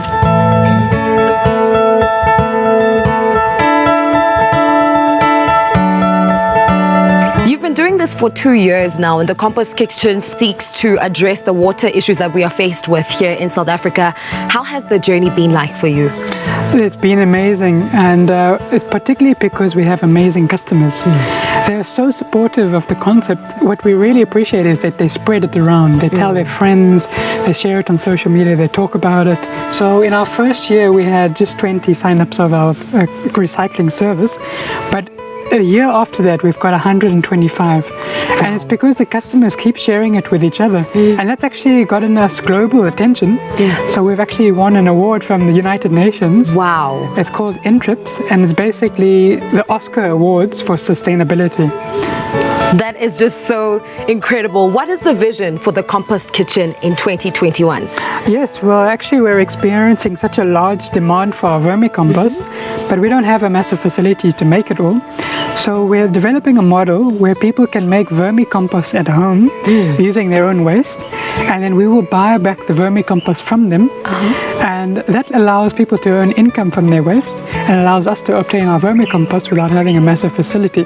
Wait, you are a superhero of sorts. Not only are you contributing to finding solutions for our country, but also you're contributing to the economy of our country. Now we found ourselves in your workspace about to make our own compost. What's the first step? Yeah, let's see how it works. This is a cover. We always have to keep the earthworms covered. They don't like the sun very much. And this is filled with pre-compost. So it's the food waste that has been digested or composted using a thermophilic method, which means it's just large piles. And then we bring it and we feed it to earthworms. So inside here, we'll find this earthworm here is called Icenia fetida.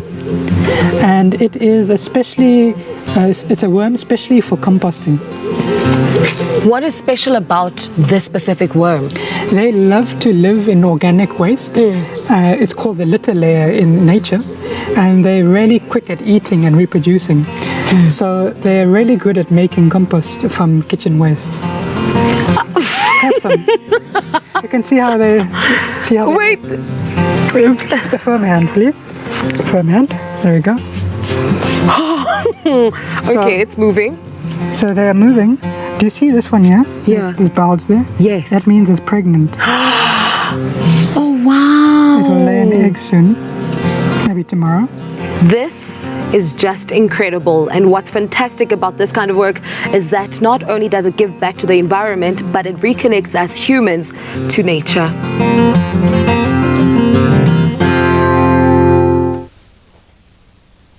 The soil hit maker is what we can call him. Get that? That is awesome, man. I think congratulations on your recent accomplishments. Himcar, brilliant. I know you left your mark with Kutle as well.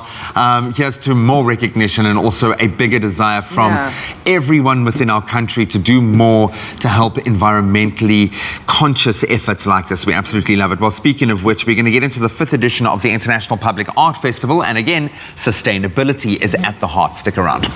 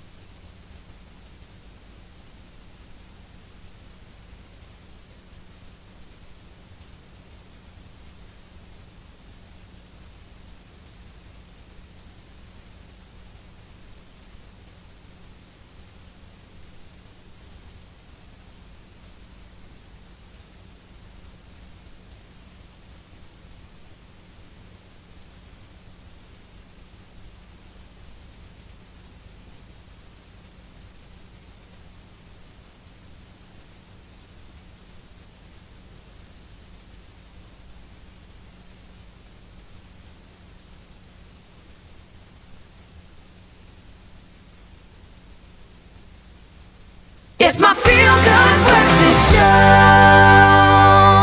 Welcome back to your Feel Good Breakfast Show. It's Expresso on SABC3. And the 5th edition of the International Public Art Festival officially kicks off today.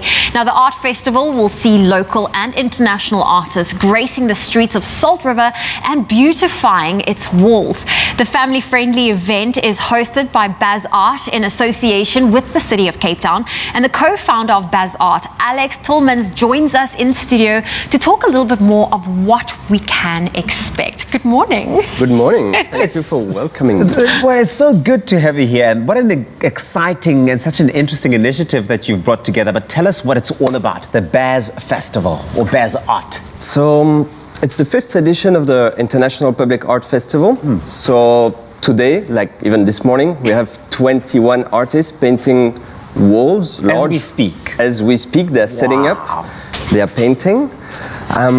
So as it's the 5th edition, we have those artists, every time is new artists, so we have about 120 walls already painted. Sure. Wow. So people can walk around, and because it's kind of the only festival at the moment, we have to be extremely safe. Yes. So the reason why we could afford to be there and to exist is because people can walk on their own. They can download the map, they can run it, cycle it, walk it. That's what we have called it. And you can do it over and over, because there's something about street art that just really brings people together in a safe way now, given the current circumstances. And I know for this year, the theme is sustainability. Do you mind unpacking us in regards to how this theme is going to come through? So, sustainability, the first thing that jumps to mind is the environment. Yeah. But we want to bring other aspects, like the social and the economic aspect. Given the current times, economy is very important. I mean, people are losing jobs. Social is very important. People have been in isolation. We have been in isolation. We need to reconnect. Exactly. And murals can help that. But what we realize is that when we paint on walls, people start talking. They're like, "Oh, look at that color. Oh, is it abstract or does it look like a bird?" And then it engages in a conversation, and they can talk about sustainability, whether environment, social, or economic, through that theme. It's beautiful because I think it's centered around collaboration, and I think it sounds like collaboration is such an important aspect of this drive for the year. Why did you really deliberately want to make sure that from an artist's perspective that there's a great sense of collaboration, but I think that they are collaborating with communities as well? It starts from the essence of public art. You need, because your piece is in the public as an artist, you need to be able to talk with your public. You need to be able to engage one way or another. So for me, each public art pieces is a form of conversation. It starts with that. Whether it's a mural, a sculpture, or anything that's public art, it engages that dialogue. And because we paint in Salt River in a neighborhood that's mainly residential, you cannot paint somebody's house without asking. No, you can't. Unless they really need the paint job. Did you have to ask people, put out like a little public service announcement, like who wants their walls painted, or were they blank walls already that you could just paint over? So by now we are very lucky enough to have the residents come forward and say, "Oh, I have a wall to paint. Do you mind choosing my wall for next year?" So that's a good space to be in. But yeah, we do have to ask the neighbors, we do show sketches, the artist needs to engage with each of those persons, the homeowner and the surrounding neighbors, just to make sure that it will be, it will create that dialogue and that positive dialogue. Well, the one aspect of positive dialogue that we're seeing that's coming through is that of job creation. You are creating jobs, very much needed jobs for the people of Salt River. Tell us about how you're doing that.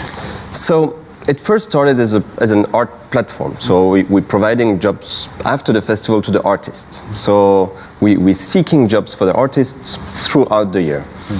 During the festival, yes, we need extra hands. I mean, painting more than 20 walls, you need scaffolding. We use the locals for that. You need paint. We use the locals for that. And by having each and every person involved in the festival, that's how we build that sense of community as well, and of sustainability within the same community. Something that I will really hope in the future is that the community takes over the festival. Yes. That would be for me the best gift that I can And I'm sure it will. I mean, I love the fact that people are already saying, "Hey, my wall for next year." That is amazing. Well, do not miss out on any of the action. It is the International Public Arts Festival. It starts today and runs until Sunday, the 14th of February. And what a great way to really just, enrich the streets of Salt River. So stay with us, as two of the festival artists will be joining us a little bit later alongside Alex, and we'll be unpacking a little bit more of what is to expect. So from public arts to movie arts, we've got one person that'll give you everything that you need. And stand by for Nicolas Cage and Guy Pearce. Here are the movies.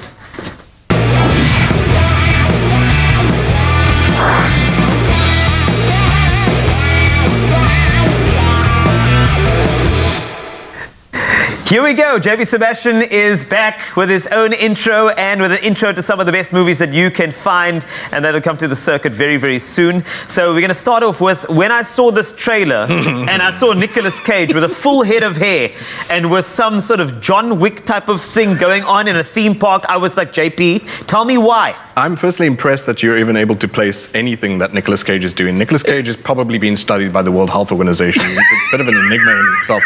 We love him dearly, and he's like, surprisingly for a lot of people, they don't know, he's still talented. Yeah. Like, Joe was beautiful, and that was like from 4 years ago, but the dude has, it seems like if you walk up to Nicolas Cage with a piece of, like, it would just, wanting to, say hi or something, he'd just go, where do I sign?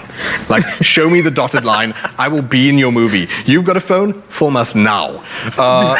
Very happy for this man that even, look, I suppose when you've won an Oscar, which people also forget, that was Leaving Las Vegas many years ago, you can probably do absolutely anything you want. So you get to act in things called like Willy's Wonderland. I mean, when you look at Willy's Wonderland, let's look at Willy's Wonderland. Let's take a look at it. It looks. So it starts off with a bad to the bone type guy, which Nicolas Cage is. I think they made a fantastic financial decision in this, in that he doesn't want to have a speaking part in this movie. It's dead silence, so probably that cuts the budget in half. Okay, that's good. All right, there's a sunglasses move over there. What am I going to do? Love this weirdo so much. I like the concept of this because there's a concept. Go ahead. No, I just enjoy the concept of him. Who would volunteer to clean up a little theme park in exchange for a car being repaired? But see, this is the secret. Okay. Yes. So there's, don't worry, I've defanged, speaking of the fangs, though these are horrors, I've taken a lot of the spookier stuff out. So he's this mystery roamer, and these like sort of Scooby-Doo gang kids behind him find this spooky place that he's now the janitor of. But he seems like he's got his own idea for being there. He's not like a total like dimwit who's, cleaning haplessly. He actually has reasons to want to break a mop over his knee and then go to work, go ham on an animatronic ostrich. Look, you've all been, most of you, very good during lockdown, and I think you deserve a bit of Nicolas Cage abusing robotic animals. So Willy's Wonderland, no date for it in SA just yet, but I'm ready to dispense with brain cells over this. Sometimes, every now and then, like half of these cheese, awful schlock movies that Nicolas Cage does, I will happily share in, but sometimes no, and definitely this one is one that I'm looking forward to. Why? I don't know, but probably for very lizard brain reasons, not very intelligent reasons, I would like to see Willy's Wonderland. So Nicolas Cage, done and dusted. The next one, I'm a big fan of horror movies, and when I saw something related to an exorcism and Guy Pearce in it, I was so enthralled. And like I said, defang, don't worry, you're not going to see anything hyper spooky in this. Okay. But these are just trailers that enticed me, and then Carl says enthralled. So do yourselves a favor and check them out on your own time, because with horror you need the sound as well. You do. But in the meantime, you'll have to listen to JP Blabber. So starring, as you said earlier, Guy Pearce, who, shame, what did this guy do as well? He's not also doing the I'll just sign anything anyone brings to me kind of thing, but Guy Pearce, he's a good actor. Ends up in schlock sometimes. I don't know how. People might remember him. You might remember him. There's a movie called Memento. Memento is one of my favorite Christopher Nolan's movies. It was probably Nolan's first, before his student days and whatever. And he was fantastic in this. Then his career ends up being, I don't know, an exorcist in a movie that I immediately started laughing at this trailer. I was like, what are they doing here? It's remember Training Day with Denzel Washington and Ethan Hawke? Yes. It's that, but not cops, they're exorcists. So there's one priest who's like, you don't understand what the job is about, man. I don't know what the pastor told you. So it's all that sort of like tough macho guy who's wet behind the ears, the green, the amateur meeting the professional. And yeah, they got to weasel their way through town to find that one exorcism that's going to take out all exorcisms. And obviously, as usual, this one's different. I've never seen one like this before kind of thing. Who cares? It's schlock horror and it looks like actually lots of fun. No, I'm keen. Okay, I'm keen too. I think I enjoyed in fact, there was actually the scene in the trailer here that really was chilling. But I didn't enjoy the Training Day reference because there was a moment where Guy Pearce is like, why are you wearing your priest uniform? They're going to recognize who you are. And he doesn't even speak like that, but like the essence, with the essence is there. He's one of those like, I've been on this job, like, give me your badge and gun. It's like, I'm a priest, I don't carry those. But like, that's the whole essence of the entire thing. And it's interesting, it's novel. I don't think before that we've seen like of course, like The Exorcist back in the day, the young priest getting his, feet wet for the first time. Is that even a saying? I don't know, whatever. I was thinking of holy water. But like the young guy being taken under the wing, possibly being led astray. Look, if you're a fan of stuff like I said, Training Day, but probably closer, Constantine, that one with Keanu Reeves. Yes. Then The Seventh Day, though there's no date for it just yet in South Africa, definitely will be coming here. I'm keen.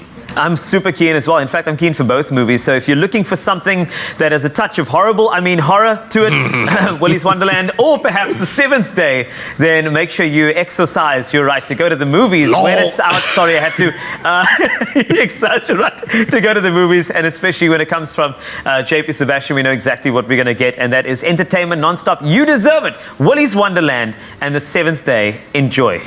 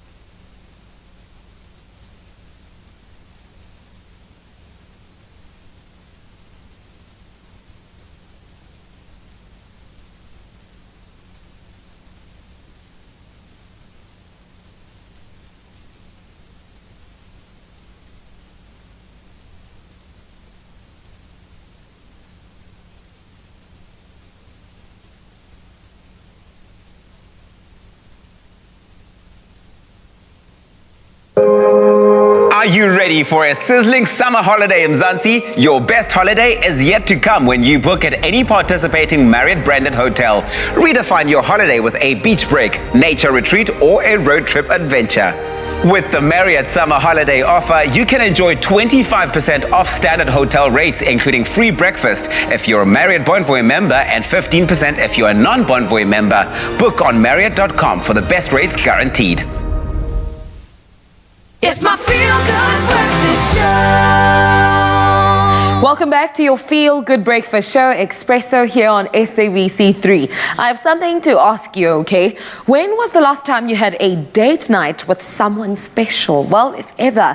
With Valentine's Day around the corner, you don't need another reason to dust off the porcelain plates and crystal glasses, because our homeware editor, Danielle Weekly, is here to share some great tips on how to set a romantic table for two this coming Sunday. First of all, you look absolutely stunning. I'm dressed for Valentine's. Yes, you have to. You have to follow procedure.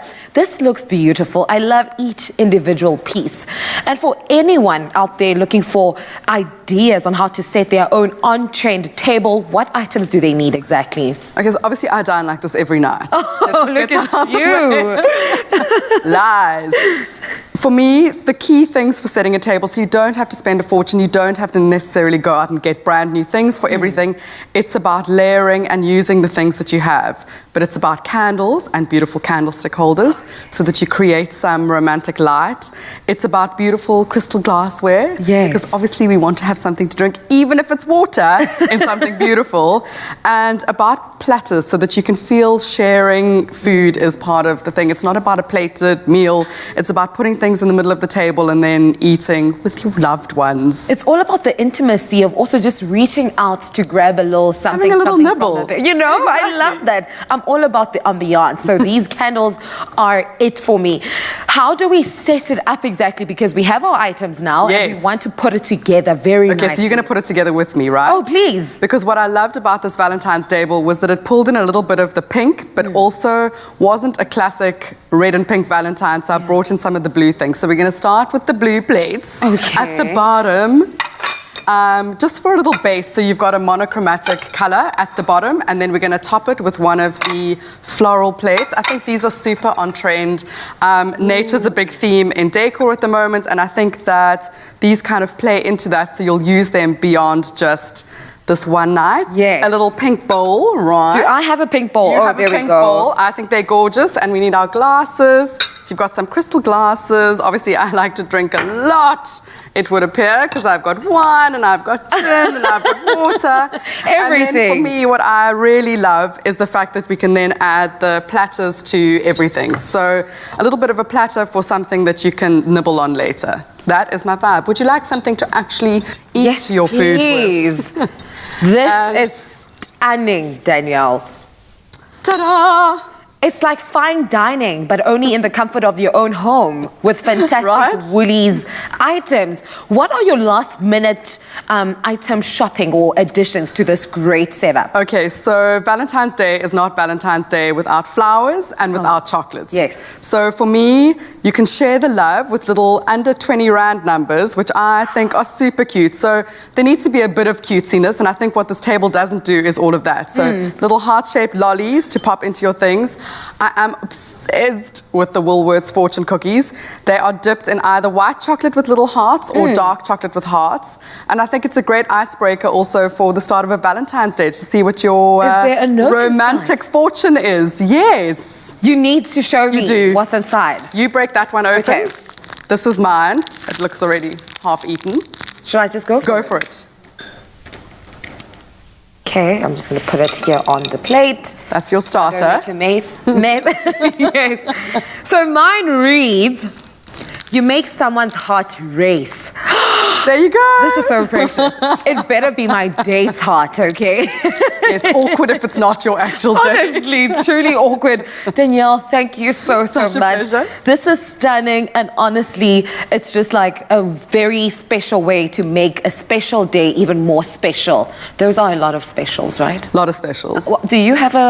Do you have a young partner there? Can you please open your fortune cookie so we can I feel like see I'm going to what- be breaking into this fortune cookie, which I'm sure is not the point. It's a slightly less elegant way of actually getting to the fortune cookie. There we but go. my fortune cookie says, ta-da, that true friends speak without words. Oh, and honestly, the key to any relationship is friendship. Hey, do you have a special someone so you you're can spending also, the day with? Well, also now I can, because now I've got my whole friend group as well I to love that. think about, which is good. That is true. All kinds of Valentines this weekend. Thank you so much for coming Thanks so through, much. Danielle. A night out is fun, but a night in can be so much more romantic and also fun, by the way. Use Valentine's Day to practice these amazing tips from Danielle, but don't always wait for a special occasion as an excuse to spoil someone special. You can get all of these homeware items at Woolworths, in-store, online, and on the app.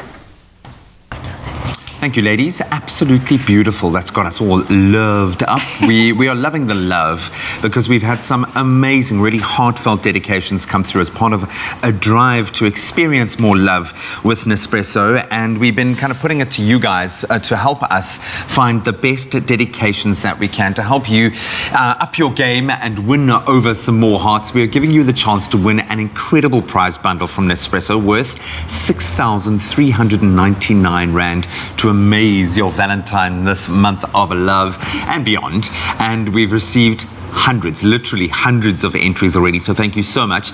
And here's what some of you had to say about who you want to spoil this Valentine's Day. Some great submissions coming through. We're going to start off with this one from Luhutso Mogojane that says, I would love to spoil my brother Tabang. He's always supportive, kind, caring to everyone, not only to his family, but the community at large. He has been of great help to me when I was down and out. He deserves so much more, and a token of appreciation appreciation for being such a gentleman. He's a coffee lover, and this prize will brighten up his mood, and I definitely know that he will love it. I'm choosing him as my Valentine this 2021. Oh man, I wish we could just give it to you. Can we not just give it to her? That was I wish I amazing. could. Tabang sounds amazing, but we've had some more great contributions coming through. This one coming from Suhavana Dawson, hashtag Nespresso Expresso, my mom, full stop. She takes care of my two little ones while I'm at work, and I think she deserves a delicious cuppa and caffeine too. I can relate. Hashtag Expresso mornings. How hashtag super mom. I can certainly relate. My mom does a huge amount, and Lindsay's mom as well. We need our mamas. Moms are We special. need our mamas. Definitely. Then we have one that came through from Tendani Malanga that says, I would love to spoil my parents this Valentine's Day. They're both essential workers. They both tested positive for COVID-19, and they're taking care of each other because they didn't want to risk exposing my siblings to the virus. They both love coffee so much, so this will be a way of showing them how much they're loved and appreciated. Hashtag Nespresso Expresso. Nice one. Let's close this off with Ludwig Siwa. Hashtag Nespresso Expresso. I would love to spoil my partner, Tandilwetu Marcus Siwa. It was true love at first sight when we met in 2013. He is like oxygen to my life. Put that on a card. Give it to him on Valentine's Day. That's absolutely beautiful. Thank you guys. Some absolutely amazing dedication. So the good news is you still stand a chance, you yourself, of winning this incredible Nespresso bundle that includes a Reg Cities and Milk machine, which is great, World Explorations 10-sleeve coffee bundle, a barista apron, a biscuit bundle, the biscuits are amazing, and a limited edition travel mug. Both Zoe and I have one. They are amazing as well. It's all worth 6,399 Rand. All we need you to do is reply to the competition post on Expresso's Facebook or our Twitter page and tell us which loved one you would like to spoil this Valentine's Day and why. But remember to include that hashtag Nespresso Expresso, and the competition closes on Thursday, the 25th of Feb at midday. Enter now, but you can find all the terms and conditions on expressoshow.com. Cheers to you. Cheers to love. Cheers. Man.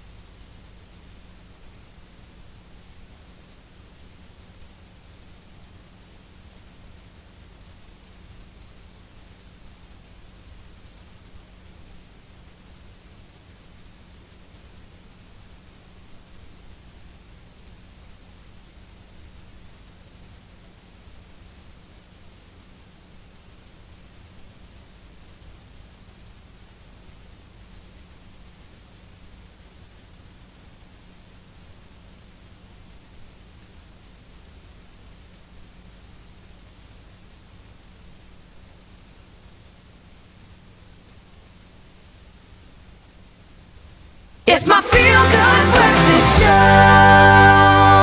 It's your Feel Good Breakfast Show, Expresso here on SABC3. And you know what? Love lives here. I'm telling you now. In fact, that's the show on Sunday. I hope you can get yourself some tickets, 5 to 7 p.m. Tickets are $100. Cricket is the place to go, and we are chilling with Dalen Sass, a.k.a. Sassyong. He is an individual who has a voice of an angel who will be entertaining you here on Expresso, and we anticipate some great things from you. Dalen, from your side, I mentioned to you earlier that there was a reason as to why you picked a song as a duet. Now as a solo performer, you're doing something virtual. What are your feelings ahead of Sunday?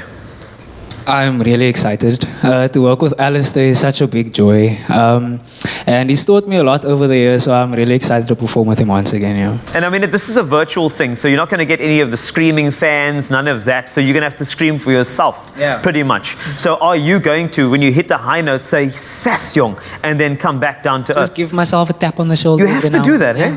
And also the choice of song, Tom Jones, a cover, I Who Have Nothing. Yeah, very deep. The song is self-explanatory. Yeah. A lot of people are without love, but we are here to celebrate love, so... Oh. Yeah. I love that. I do. This is why love lives here on Expresso. So please stand by for something that is classic, an R&B song that is really phenomenal from Tom Jones. Dalen's going to take it on for you, and he'll take you through the paces of love.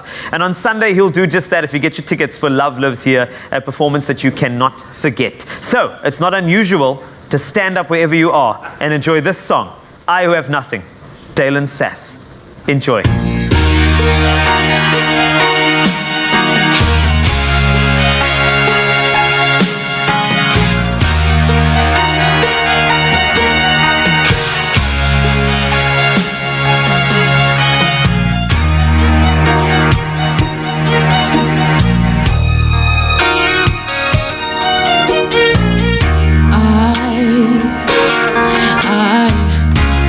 Nothing.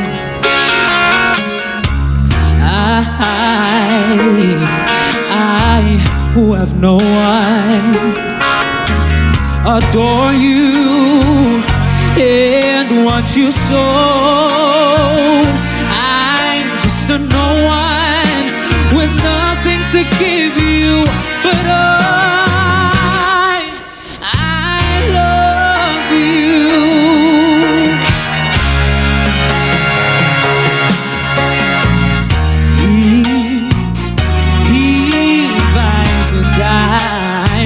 Diamonds, bright, sparkling diamonds.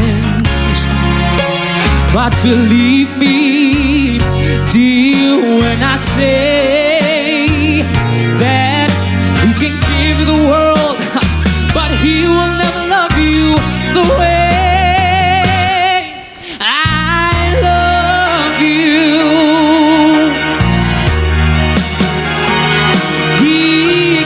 Take you any place he wants, to fancy clubs and restaurants, where I can only watch you with my nose pressed up against the window pane.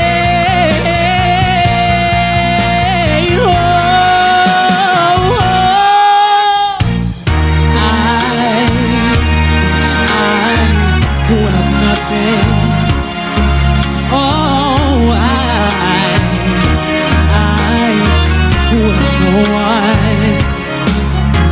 Must watch you go dancing by, wrapped in the arms of someone else. When darling, it's so. Who loves you? I love you. I love you.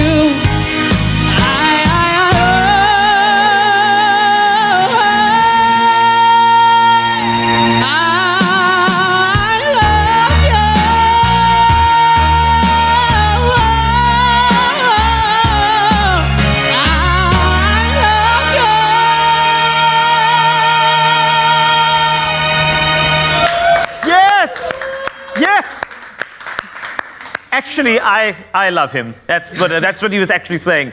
I must just say that you'd actually booked our spot on the couch 5 to 7 p.m. on Sunday. It's Valentine's Day. Love lives here. And if you want to add some sass to your Sunday, then I feel like you need to get tickets from cricket.co.za as soon as possible and enjoy something so romantic and something so beautiful on Sunday. Don't worry, we still have more action for you when it comes to love right here on Expresso. For now, though, let's take a look at the news. Well, it's now 8 o'clock. Time for us to take a final look at your national headlines. The Electoral Court has approved the Electoral Commission's application to postpone further by-elections due to coronavirus restriction regulations. The by-elections that were to take place in March will now be postponed until May. The Electoral Court had earlier given permission for postponement by elections, postponing the by-elections in January and this month. The Deputy Chief of the Electoral Commission, Masego Shiburi, says they have requested the postponement because amended Level 3 regulations still prohibit political gatherings, which means politicians cannot garner votes for the by-elections. And staying with local news, President Cyril Ramaphosa has revealed that Health Minister Zweli Mkhize has instructed scientists to come up with a plan to vaccinate the population in the shortest possible time following delays caused by problems with the Oxford AstraZeneca vaccine acquired from the Serum Institute of India. On Sunday, a new study by researchers at the University of Wits and Oxford in the UK led to the Department of Health placing its plans to use AstraZeneca temporarily on hold. Ramaphosa said they remain firmly committed to vaccinating at least 40 million citizens.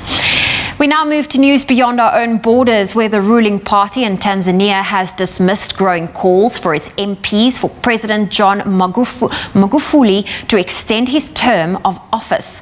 The 61-year-old president, who won the last election in October, is currently serving his second and final 5-year term in office.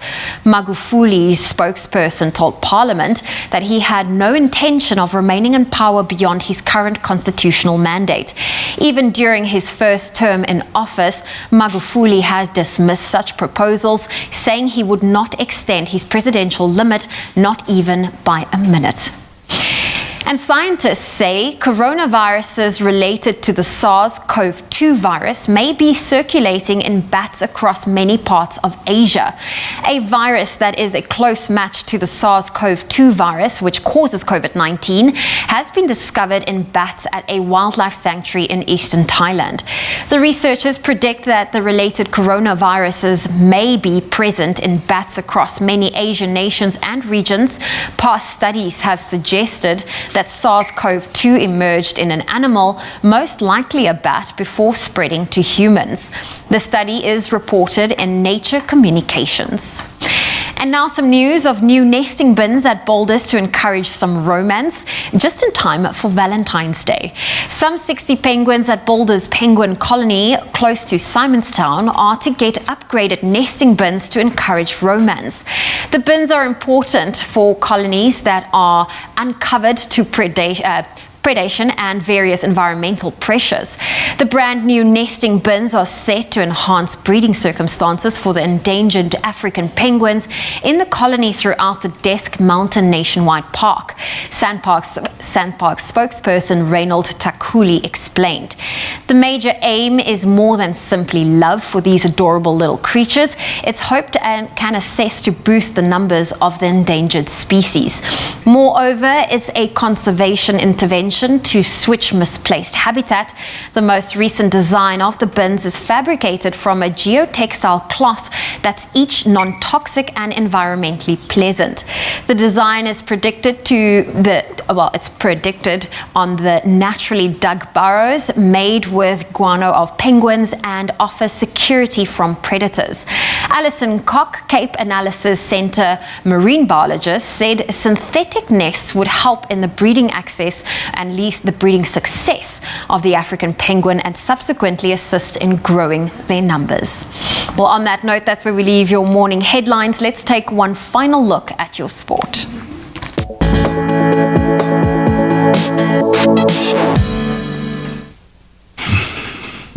Thanks so much. So let's start with the bad news first. From a South African perspective, at least, tennis star Kevin Addison has crashed out of the Australian Open. That's in the first round after losing 6-7, 5-7, 3-6 to Italian 9th seed Matteo Berrettini. World number 2 Rafa Nadal, who is chasing his 21st Grand Slam title, saw off Laszlo Djere in straight sets, 6-3, 6-4, 6-1. Then in the women's singles title race, defending Australian Open champion Sophia Kenin, she beat Madison Inglis 7-5, 6-4. While former champion Victoria Azarenka was knocked out. World number 1 Ashley Barty, she eased past Danka Kovanic 6-love in just 44 minutes. Bringing it back home, midweek Premier Soccer League action saw victories for Orlando Pirates and Bloem Celtic, both recovering from their cup competition woes. Dion Hotto and Vincent Poulet finding the back of the net in the first 5 minutes of the match to record a 2-0 win for the Buccaneers over Cape Town City FC at Orlando Stadium. In Bloem Celtic, they secured a 2-1 win over SuperSport United United at the Dr. Molomela Stadium.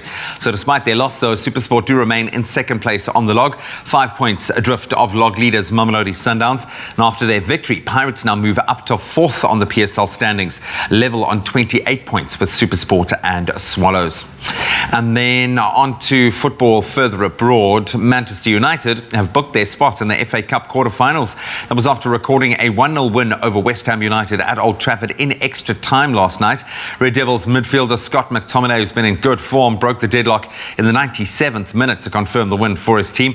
And other results, Championship side Bournemouth, they won 2-0 at Burnley.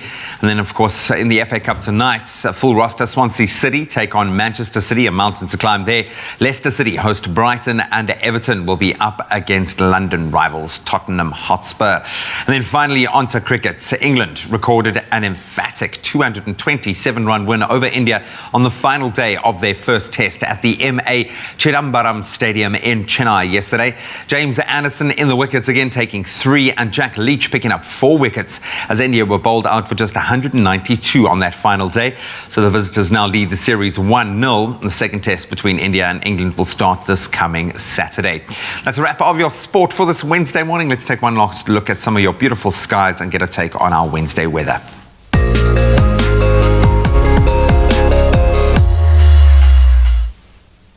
From sport to weather, let's go into it. And we're wrapping up your weather updates for the morning, but thanking all of you that have taken the time to get into our socials and share your images with us. Thank you so much.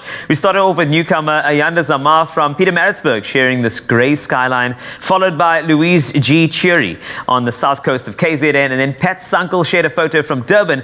And last but not least, one of our regulars, Verity Barnes Herbert, thank you so much, shared her sunrise from Riebeek West. If you would like to feature in our sunrise segment, it's really simple. All you need to do is share your sunrise photo and location with us on Expresso's Facebook page, and we'd love to see it. Continuing on our international weather feature, we head to Denver, Colorado to give our viewers in that region a brief update. Denver is located in the South Platte River Valley, just east of the Front Range of the Rocky Mountains. Due to its inland location at the foot of the Rocky Mountains, the region can be subject to sudden weather changes. While July is the warmest month of the year, December's, in contrast, are the coldest. Today, you can expect partly cloudy weather conditions, which will see the city reaching a maximum of just 3 degrees Celsius. Consistent above average rainfall has boded well for the provinces of South Africa, notably areas that do not receive much rainfall at this time of the year. In Gauteng, the results are tangible, with the Vaal Dam reaching 100% capacity for the first time since 2017. Many of the country's major dams, such as the Gariep and Sterkfontein dams, currently sit on full capacity. Department of Water and Sanitation spokesperson Sputnik Ratau said 100% capacity does mean that sluice gates will, however, be opened yet. Ratau said SA's dams were built with a design capacity to allow at least 120% of water or more in before the sluices are opened. The department's Dam Safety Regulate Unit Director, that's Wally Ramokopa, said there was no need for people to be alarmed about possible water infrastructure collapse, adding that the department enforced compliance for dam owners to conduct safety inspections at least every 5 years. And that's it for your weather news. Let's go and take a look at some of your temperatures from across the country. And starting off in Polokwane, 27 your high, that's from a low of 17, a 25% chance of rain in your area. Bombela, 21 to a high of 29. Pretoria, 28 your high, that's from a low of 19. Johannesburg, 18 to 27, just letting you know. Moving along to the next region, Mahikeng, 18 to 28 degrees, and that is a thunder shower chance of about 56% in that area. Klerksdorp, good morning to you, 29 your high from a low of 18, 63% chance of thunder showers. Kimberley, a high of 33 today, that is from a low of 20. Bloemfontein, 17 to 30 for you. Richards Bay, 22 to 30, 55% chance of rain. 28 is the high in Pietermaritzburg from a 19 low this morning.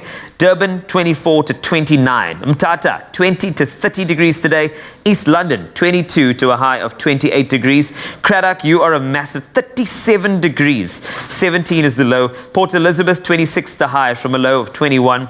George, 18 to 25. Cape Town, the mother city, 19 to 25. Highest temperature award goes to Worcester today. It's Woos, 38 degrees over there from a low of of 15, Sutherland 15 to 34, and then Uppington wrapping up with you. Temperatures are up, as they always are, to 37 degrees. That is from a low of 22 this morning.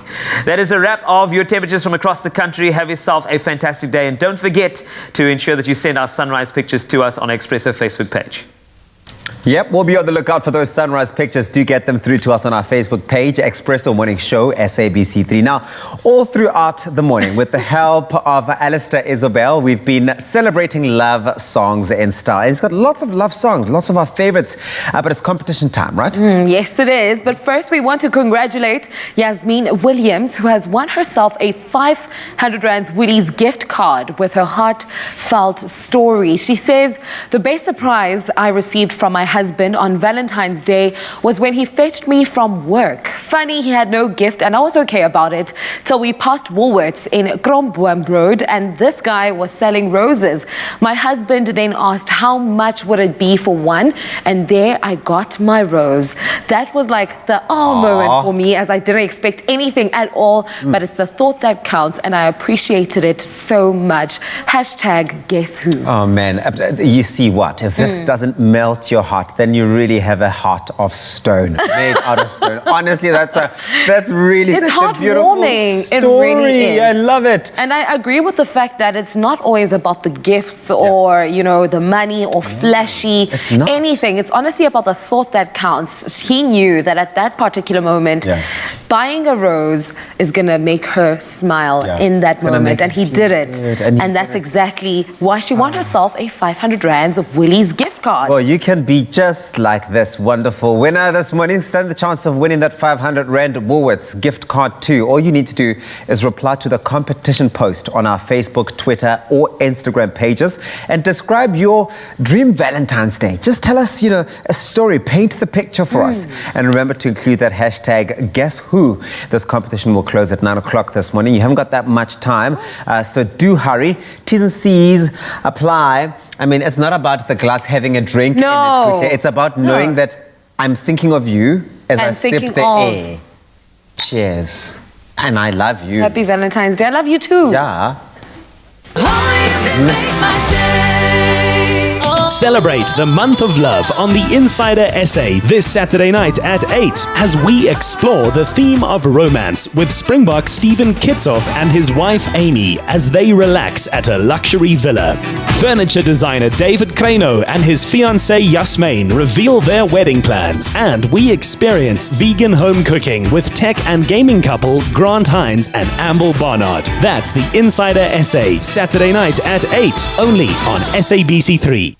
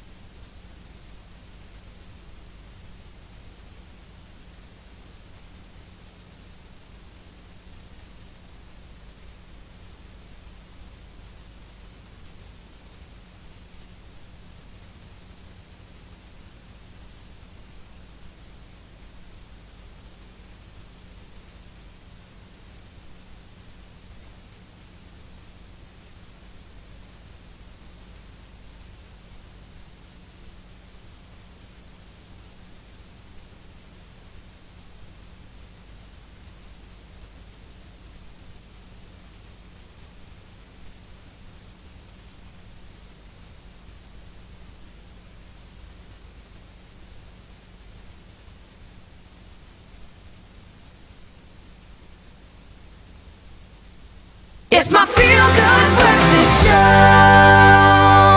It's your Feel Good Breakfast Show, and this is my favorite time of the day. It is the Culinary Hotline Bling. Ding, ding, ding! Ba, ba, ba, ba, ba. I had to add that in, I'm sorry. I like that. I had to. It just came out of me. Should we redo the jingle? We should totally redo the jingle with the air horn. We need The to air add horn. that in there. It's important. Yes, I like of course. it. I like it. We should do that. So, Chef Clem, we've got this phone over here. People are waiting. They are waiting to get things answered.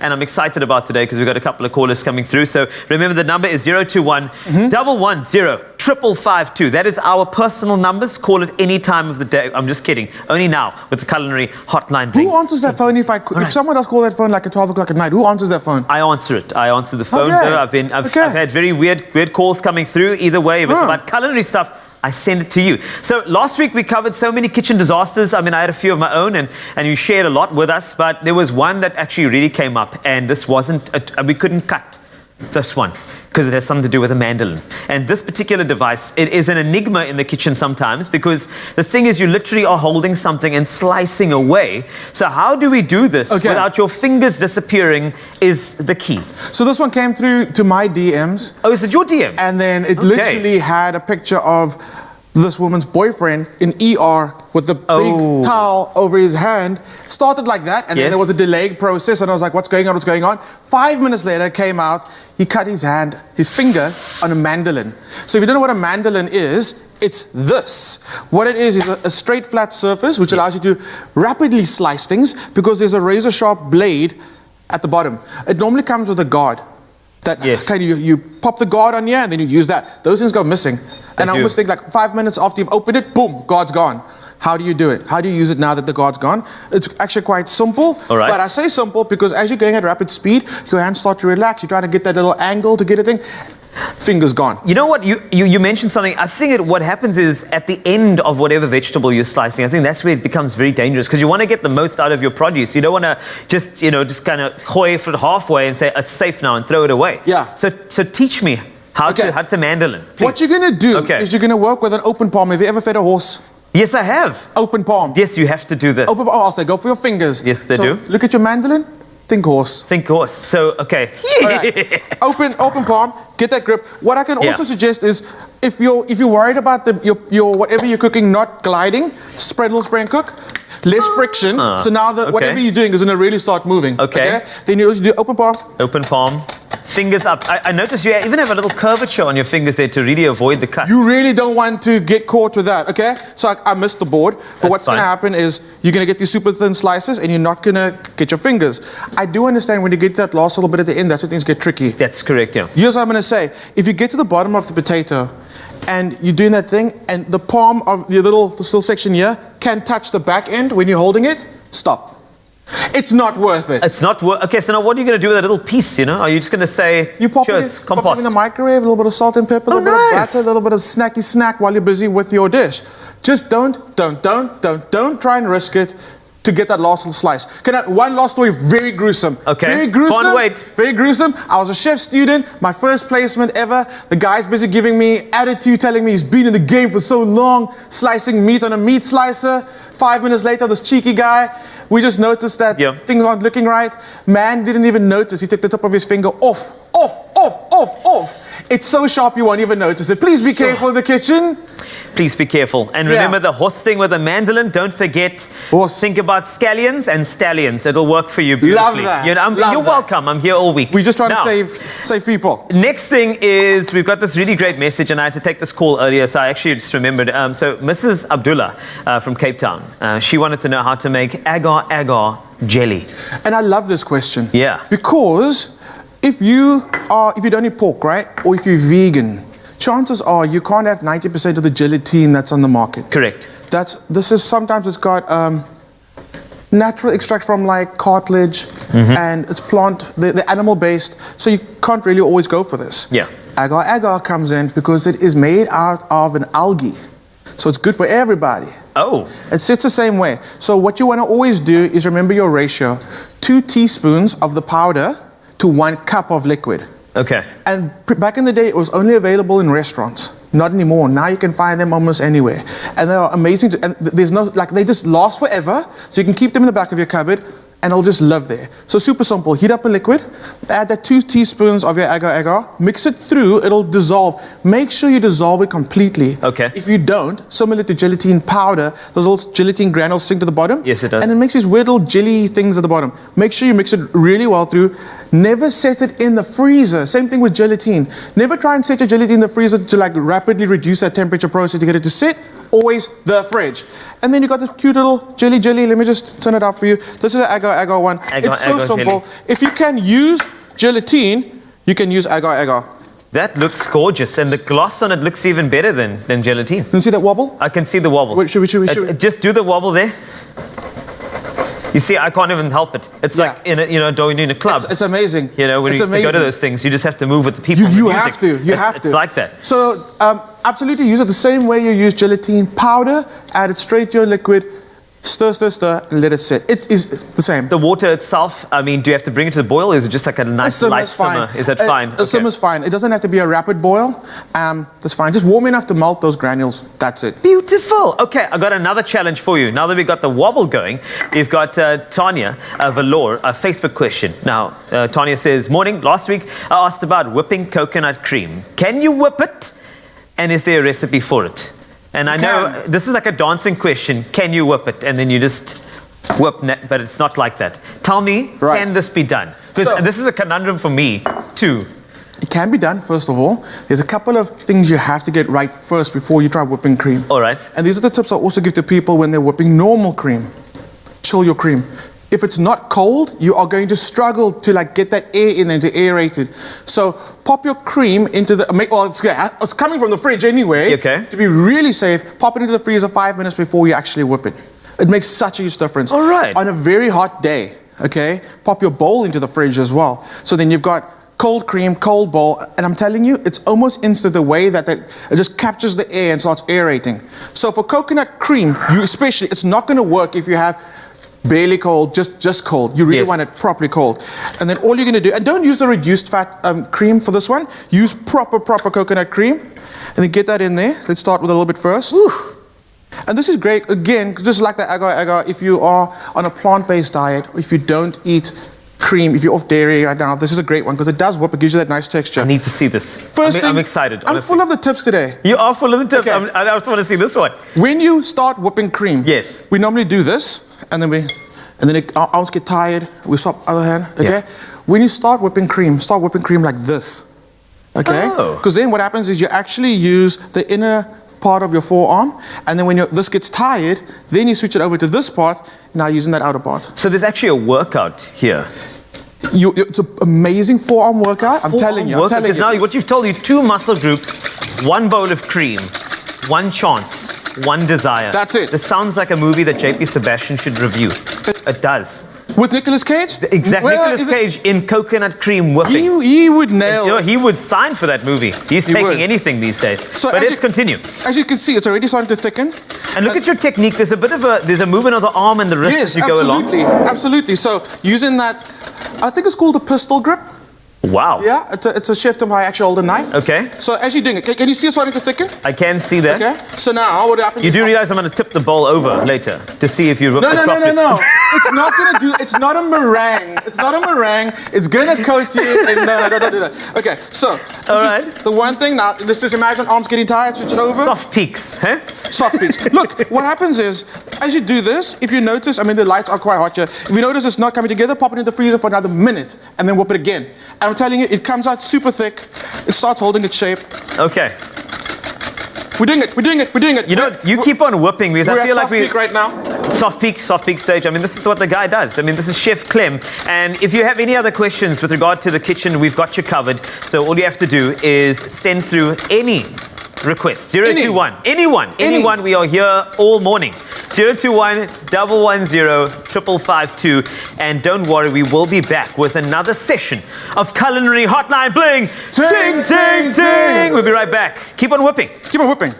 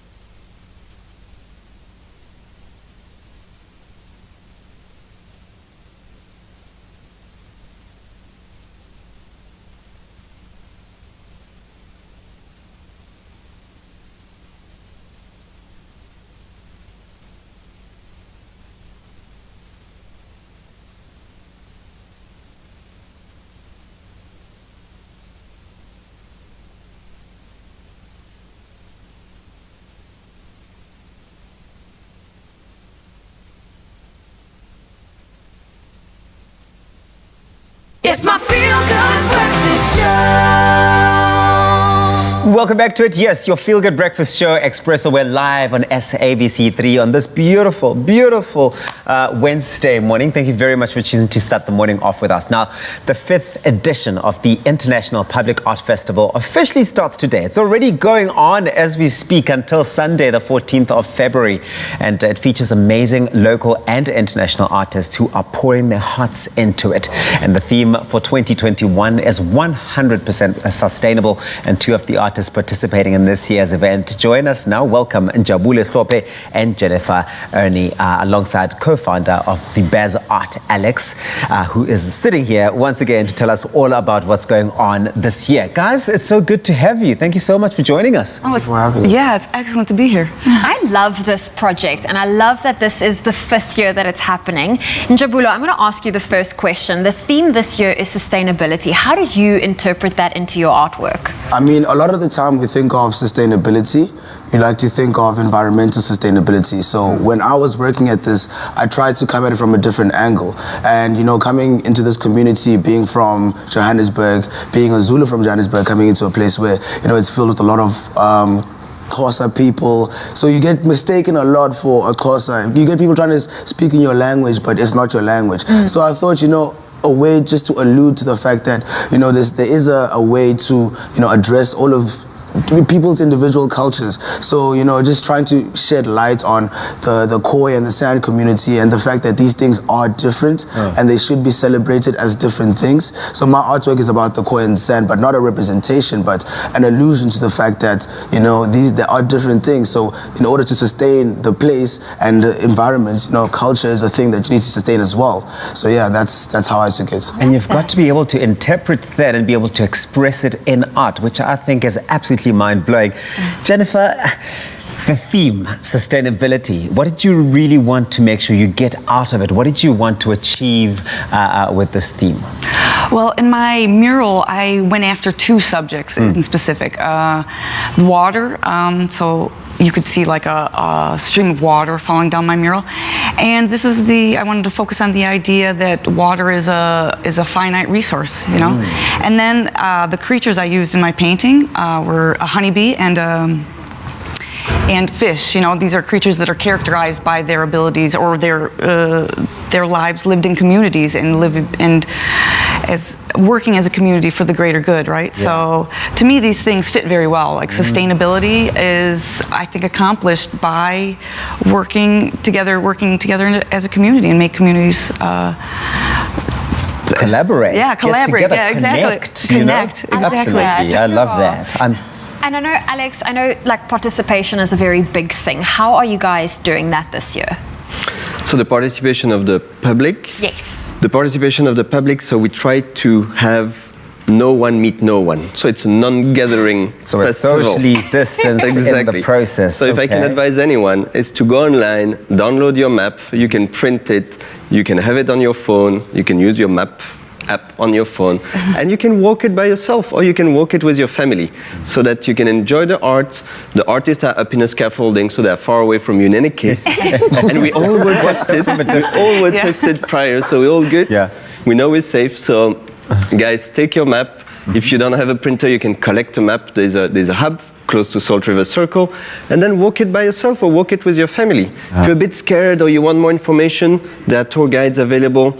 We appeal to the entire tour guide community of Cape Town so that, again, we can work from tiny little groups, and one tour guide can share with you his knowledge about the culture, the history, the community, and also the artworks. Well, this sort of event is going to need for everyone to really bring their A game and to really be present and to show up. So the tour guides are out there. If you are a tour guide and you're watching this, this is something you've got to be getting in touch with and making sure that between today and the 14th, you are planning to take all of your tour groups. Jennifer, I'm going to start with you, and then I'll ask you, Njabule, as well. What have you most enjoyed about the process of getting here, and what do you think is the highlight of this event this year in its ability to be able to lend an artist to artists, but also to the community as well? I think it's the the best part of the process for me is actually interaction and making dialogue with the community. This project for me has opened my eyes to how much we can work together and with the homeowners and create community and dialogue between the people that live on the streets and between the artists. You know, so this has been the most amazing part, is to exchange with people. You know, it's incredible, and it's inspiring to talk to the people that live here. Yeah. Jabs? I mean, growing up, you know, in Soweto, you'd always find like, you know, little murals here and there. You never really knew how they got there. You really didn't even know that was a thing that a person can do. You know, I was really interested in art from a young age, but, you know, all I knew about art is that you can be that homie that paints at, you know, be that homie. Yeah, you're just that homie that paints. Like, you know, it's done for you. So there's no real career in it. Yeah. Events like this or festivals like this get you to participate with the actual artists involved. You get to see the thing happen in your community in real time. You get to sit with the guy, talk to them, and we're all there just sharing knowledge with people who are there to receive it. And also, you know, the fact that a community is opening its doors for you to put your work on there is amazing. You know, it's an amazing feeling to get trusted by a community in that way. And, you know, you with people that you've looked up to for a very long time, you know, as an artist and as an individual in South Africa, you know, it's a very beautiful experience to have, to engage with these kind of people like that. So yeah, that's me. And I think it's so amazing. I mean, I just quickly wanted to know, how long did it take you to complete your artwork? Because I mean, you've got a big canvas. It's a whole wall. Right. So I think in total, mine's probably going to take about 7-8 days around there. Yeah. Well, that's quick. Yeah. That is really quick for like a whole wall to do a whole mural. But it's a bit of a marathon. But you get up there and the focus is just intense, and it takes you to another level. Yeah. Well done, guys. You really are elevating our ability to tell stories and to capture the beauty of the city. Salt River community is going to definitely be taking to this one, and hopefully they really are able to draw the benefits from it. Homie, I like that AFCON 1996 top you've got on. But of course, for more information. That's right. Make sure you do visit the International Public Arts Festival. Their website is ipafest.co.za. That's where you'll be able to download all the information you need. And remember, the festival runs from today through till Sunday, the 14th of Feb. We have been enjoying some breathtaking songs from the singers performing in the upcoming online showcase Love Lives Here, which is taking place on Valentine's Day, the 14th of Feb, if you had no idea when Valentine's is. But now it's time for us to have some fun and games with Alistair, Izobell, alongside Carl Wasty over there with a round of Music Match. Are you guys aware of the game Music Match? Do you know how it goes?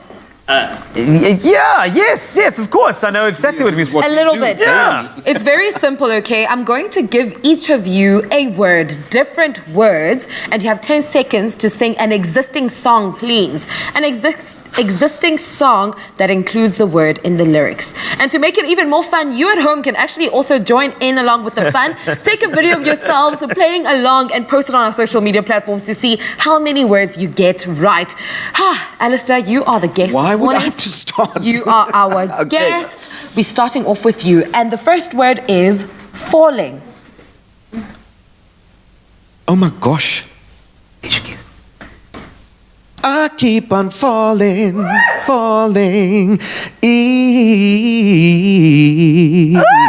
Yes! In love with you. Oh! Yeah? Okay. I love that! That is an entire point. Shout out to you. That was awesome.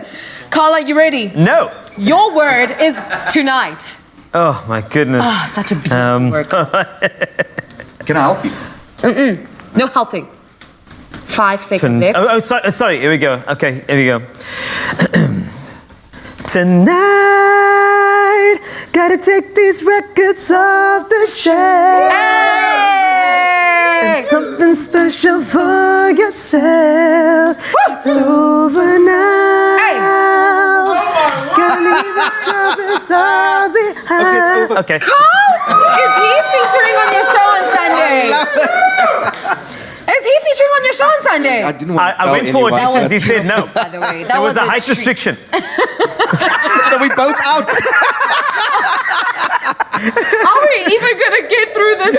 I love it here.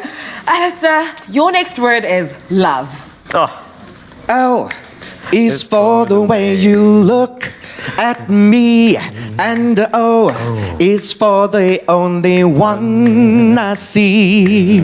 V is very, very extraordinary. Now E is even more than anyone that I adore. Now love is all that I can give to you, and love. Next one. That was beautiful. This is like a mini concert happening here. Oh, I'm so excited. It's like Coachella, but you're on your couch. Great. Yeah. It is Coachella. Carl, your next word is boyfriend. Oh, my word. Okay, here we go. You ready? I'm very ready. Can I be your boyfriend? I'll treat you good. Ooh! I don't know the words, but I'm gonna sing anyway. Yeah. Can I be your boyfriend? My boyfriend. I'll be your shining star. Shout I wanna out be where to you are. Okay. Oh, you guys are head to head now. 2 points each, okay? Aye. I need at least one person to lead the way. Alistair, yours is girlfriend. Whew, here we go. I'll lose. Yeah, 5 seconds. Just try to think about it. People in the studio, I'm going to need you guys to be silent. No, I'll lose. I've Okay, never sung time with girlfriend. is up. Can you guys sing Girlfriend. a song with girlfriend? Don't you wish your girlfriend was hot like me? Don't you wish your girlfriend was a freak like me? Hey! You see, I don't sing those kind of Carl. songs. Okay, sorry, yes. You have the opportunity to lead now. And your next word is always. Oh, my word. Okay. Always. Don't. 5 seconds left on the clock. Always there when you call. Always on time. Baby. Always there when you call. Okay. Always on time. Okay. Gave you my baby. Baby. Dog, don't you lover? That's all I remember from the song. Okay, so you wins. No, don't worry. You still have time to redeem yourself, Alistair, okay? Please do not lose hope. You are still in the game. And your word is hot. Hot. Yes. Gooi daai, Nelly. Queen of Hearts, I'm choosing you as my Valentine. You're my Queen of Hearts, secretly saying you're so divine. When you receive this card of mine, an unusual Valentine. You know it, that's what I mean. Amazing. That's like one of my favorite songs. If everyone in studio is literally just like enjoying this round of music match. Carl, you have the opportunity, okay? After that, I thought we done. To take it home. He is the deal breaker, the tiebreaker right now. And your last word is baby. Oh my word. Okay.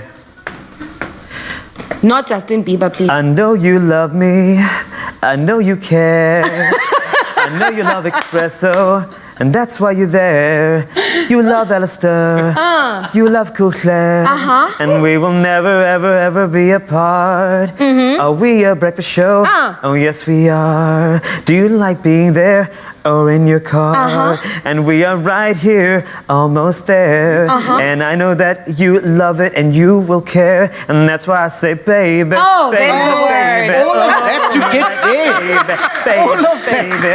There's the word I'm looking for. The thing is, the baby needed to be carried first. I understand. And then introduced to the I world. understand. So you decided to sing for the entire 9 months before you gave us the baby. No, I'm kidding. I'm joking. Alistair and Cole, you guys have been absolutely fantastic. We are looking forward to Sunday for the Love Lives Here online showcase, which is taking place on Valentine's Day from 5 to 7 p.m. Make sure to get the tickets for 100 rands. Right now, they are available at quicket.co.za. You guys are just fantastic superstars. Thanks, man. Love lives here. It really does. Oh, love is certainly in the air on your Feel Good Breakfast show. And you can celebrate the month of love with Clover Bliss. Last year, one lucky couple was surprised with the ultimate Valentine's Day date. And it was superb. This year, you could be the lucky pair to have the perfect Bliss V Day. So to stand a chance of winning, simply comment on the hashtag Bliss V Day post on the Clover Bliss Facebook page and tag that someone special who you would take on the ultimate Valentine's Day date experience. You can find all the terms and conditions on clover.co.za. Make it a Bliss V Day. Oh, a bliss one Yummy. indeed. This is breakfast.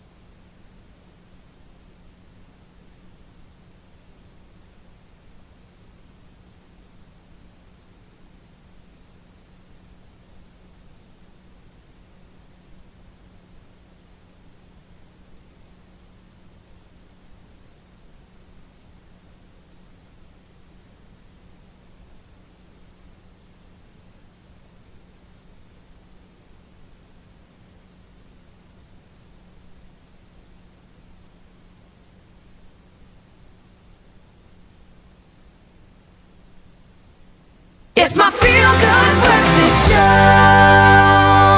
Welcome back to Feel Good Breakfast Show. Expresso here on SABC3, and we're back with a very special culinary hotline bling. Ting, ting, ting! And we have to get to your questions. It's very important. In fact, Chef Clem, we've discussed all sorts of things, but another question has come up related to your amazing whipping. Because the thing is, any challenge you whip it, brother, and you succeed. We do. So Nicole Galant, Facebook question that came through. Nicole says, my cream does not whip stiff. I've tried using different brands of fresh cream, even added loads of icing sugar, and it comes out, wait for it, pap. What am I doing wrong? Okay, 100%. It is definitely the fact that the cream isn't cold enough, your bowl isn't cold enough, and that's stopping the cream from aerating. So we did that already. I mentioned that in the previous one. But now I've got another one. Okay. Okay, let me first go back to that coconut cream, okay? So Can I just say that you were whipping this coconut cream for the last 30 minutes? No, man. Don't tell the people that. It wasn't 30 minutes. It did get a little warm. But yeah, so you can see what does ice and shoulder whips up perfectly. That's just coconut. Okay. Under the bus. Sorry, man. But your arm is bigger. Anyway, if you want to call us, please 021-110-552. We want to hear any. Okay, I was waiting for this. How do I answer? I'm so nervous. Here we go. Culinary hotline bling. Colin Clem speaking. How can I help you? Hi. Hi. What's your name? Z. Hello. Is it Zenit? Yes, it's Zenit. Hi, Zenit. Please pose your question to Chef Clem. He's excited. I am. Okay. So, usually when I make cheesecake and I let it sit overnight, the consistency is very nice after it comes out of the freezer. But then it starts melting, and then the consistency becomes liquidy. So how do I keep it in that nice consistency? Was it a baked cheesecake or was it a gelatine set cheesecake? It's a no-bake cheesecake. A no-bake cheesecake. Right. So your no-bake cheesecake, did you use like a gelatine or a jelly in there to set it? No. What did you use to set that cheesecake? I'm curious now. So the ingredients are condensed milk, cream cheese, and fresh cream. And fresh cream. And then tennis biscuits is your layer.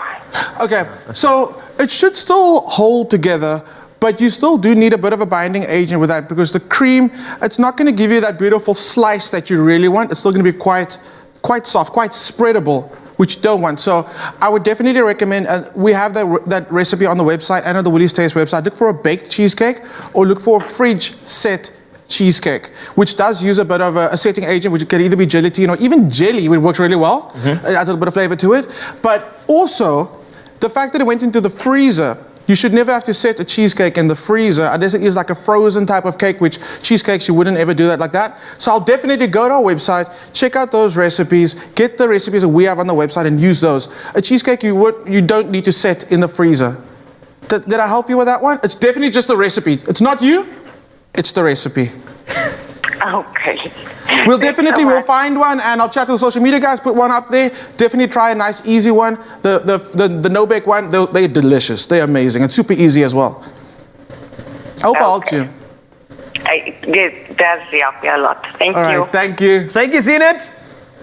So glad you called me. I understand. I'm looking for more calls on 021 110 5552. I got another challenge for you. All right. And now that we go from cheesecakes, we go to something a little different now. Ryan Pramlal says this on Facebook. I want to know how to make butter instead of buying it from the store. I love this question because this is exciting. Isn't there a cool process? It's so amazing. So actually, because I was going to whip more cream for the other question about whipping cream, yes, not coming together. So again, chill bowl, chill cream, and we're going to just work it. If you have an electric hand mixer, I'd say bring that guy out right now. Okay. So what happens when you overwhip cream? It starts to split. Yeah, it does. Right? Which is a bad thing if you're trying to use it for like an icing or for like a cupcake. But that's what you want to happen if you're making butter. So I think Nicole whipped this by hand, and it was about 7 minutes of whipping cream by hand. And then this is what happened. She got this, and there's no magic to it. You just literally whip this for about 7 minutes, and you get this. If you're using a hand mixer, it's about 2 minutes, 2 to 3 minutes. It's amazing. That's the fat that gets separated from the cream, and don't throw the milky mixture away. Is that the way? I think it is the way. It's the way. Curds and whey. Freeze that, and then add that to your protein shakes because there's extra protein in there. Where's Raul? Raul's busy having a smoothie right now. No way. This is all it is. Isn't it? Sorry, isn't this amazing? It's butter. But it's exciting to make, and it's something that you don't have to purchase now. You can actually make it yourself. This Valentine's Day, imagine you serve your special person bread that you've made, the butter that you've made. Yes. You can imagine the lines you can say. You know what? I think you're smoother than the butter I made, baby. I mean, then it's. Oh, sorry, my phone is ringing here. Excuse me. Sorry. Culinary hotline bling. Colin Clem speaking. How can I help you? Hi, this is Matthew from Cape Town. Hello, Matthew from Cape Town. Please pose your question to Chef Clem. I want to know, how do you make jam? Nice. Jam. Yes. Gotcha. Okay. So the cool thing about jam, and especially in South Africa, we have the most amazing summer season, winter season, and we get so many amazing fruits coming through. But if you want to lock in that goodness and you want to harness the goodness of a strawberry season and have it all year long, jam. So it's very, very simple, and the less ingredients you use actually better. Keep it natural. Remember, sugar is a preservative in itself. So what I would recommend is, I'm going to use strawberries right now because they are so beautiful. Strawberries and a little bit of caster sugar, just enough to balance out that slight acidity that you have with strawberries are 90% sweet. There's a bit of a tang. You add your sugar to it. If you want to get deeper flavors, a little bit of vanilla extract in there. Ooh. Vanilla and strawberry as a jam, yes. Then even though we've added the sugar to make it sweet, a little touch of lemon juice just to bring out the flavor of the strawberries. Super simple, on a very low heat. Just pop it in a pot and then it'll start breaking down by itself. Don't mash it. Don't even have to mash it. It macerates by itself, which is the word. It sounds very, very gruesome, but it's not. Yeah. It's very gentle, actually. The liquid's going to start coming out of the strawberries because of the sugar, and it's going to start breaking down all the cell walls in the strawberry, and you get it beautiful, chunky jam. Nice and low and slow. Wow. It's going to become a jammy texture. Pop into a jar, and you're good to go. That'll keep it'll keep for years. What? And because of that sugar in there, it's preserved already. So I keep it simple. The fruit and your sugar, a little bit of lemon zest, and that's it. Vanilla, if you're feeling fancy. It's so simple. It works the same with peaches, works with grapes, it works with nectarines, confit. That, I mean, you're a jam, you know that? Yo. You're a jam. Give me a second. Culinary hotline, bling, call and Clem speaking. How can I help you? Good morning, Cole and Clem. You're speaking to Sandra from Cape Town. Has it? Thank you so much for calling me. I loved answering my phone because of you. What's your question to Chef Clem? Hello, good morning, Chef Clem. Hi. I try to make mince balls, these like savory mince balls, and then coat it with mashed potato and deep fry it. When I tried it, it came out mushy, like foam washed up on the sea shore. It was horrible. Everything fell apart. Did I make my mince too wet, or was the mash too soft? What did I do wrong, or what can I do to do it right next time? Okay, she made a mince ball. So you said it was mince. And then you coated it in mashed potatoes. Yes, and I wanted to deep fry it. Okay. And then it fell apart. Can we start off by saying don't wash your mince? Don't you rinse your Don't mince? rinse the mince. Let's start this. Don't rinse the mince. And then now you can continue. I've put in a request for actually we're going to get a special a soundtrack coming out soon called Rinse Your Mince featuring Zoe Brown. Zoe, you are an absolute gem. Rinse Your Mince, yes, coming out 2021. It's going to be good. First thing. She loves it. I'm a goodness. Yeah, that's amazing. Okay. Yes. So, true story. Don't rinse your mince because the moisture is actually our enemy with this one. So what you want to do is... She's still loving it. I love it. Okay. So you're going to season your mince really well. Remember, mince is like a steak. So season it generously with a bit of salt and the pepper and add some fresh herbs in there. Okay. And then you're going to shape that into the ball. What I would recommend at that stage is you want to brown your mince balls already. Okay. You're going to brown those off. You're going to have your little meatballs done. Then for your potatoes, what you're going to do is you're going to try and keep you want to stop moisture from getting inside that potato. So pop it in a microwave. This is what actually works best. Prick your potato, pop it in the microwave, and cook it like you would like a normal jacket potato. Yes. Then peel the skins off afterwards and then mash it. Season it again, salt, pepper. Don't use butter at this stage. Don't do butter. Again, butter's got moisture. So then you've got this beautiful mash that you've got, like that you've made now, a rough mash. It doesn't have to be smooth. In fact, the more you work it, the more gluten you're going to release on the potato. Keep it chunky. Chunky is your friend with this one. So you've mashed it, you smashed it, and then take a piece of cling wrap, spread that mash out, take a little ball that's just ready to be browned off, and then kind of cut it into sections, and using the cling wrap as your mold, shape that mash over your meatball. Wow. Then it goes into a little bit of flour, a little bit of egg, a little bit of breadcrumb. Let that sit there for 5 minutes, then deep fry it. So you've got all that extra coating on the outside. It's going to protect the potato. There's no moisture in the potato. It's not going to pop. It's going to hold beautifully. If you want to make sure that they 100% don't fail, bread it, let it sit in the fridge, and then fry it tomorrow or later on in the afternoon. It works every time. Wow. Don't rinse your mince. Don't rinse the mince and have a ball. That's what he basically said. Thank you so much for your call. And that's unfortunately all we got time for on the Culinary Hotline. Bling, thank you very much for all of your questions on Facebook. Remember, you can call us next time on 021 110 552, and Chef Clem will answer everything you need on the Culinary Hotline. Bling. Ting, ting, ting! Ba, ba, ba, ba, ba.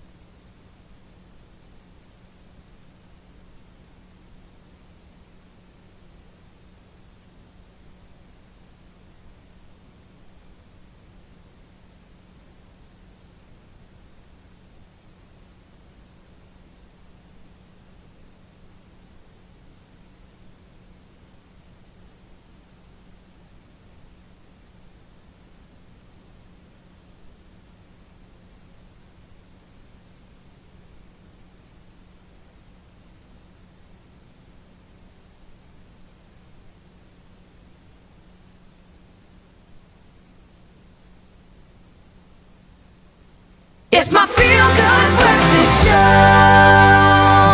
Welcome back to it, your feel-good breakfast show. Time to soak up a bit of love before we say goodbye. Alistair, Izobell with Never Too Much, Never Too Much, Never. Take it away, too much. Thank you, my brother.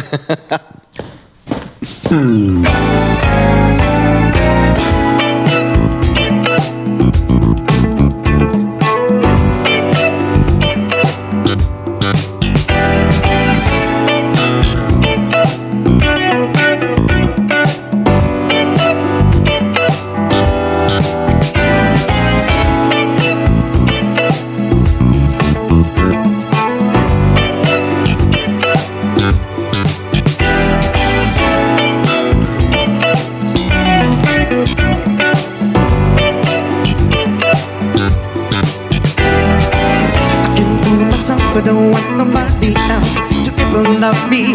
You are my shining star, my guiding light, my love fantasy. There's not a minute, hour, day or night that I don't love you. You're at the top of my list, cause I'm always thinking of you. I still remember in those days I was scared to touch you. How I spent my day dreaming, planning how to say I love you. You must have known that I had feelings deep enough to swim in. That's when you opened up your heart and you told me to cut all my love. 1,000 kisses from you is never too much, and I just don't wanna stop. Oh my love, a million days in your arms is never too much, and I just don't wanna too much, never too much, never too much, never too much.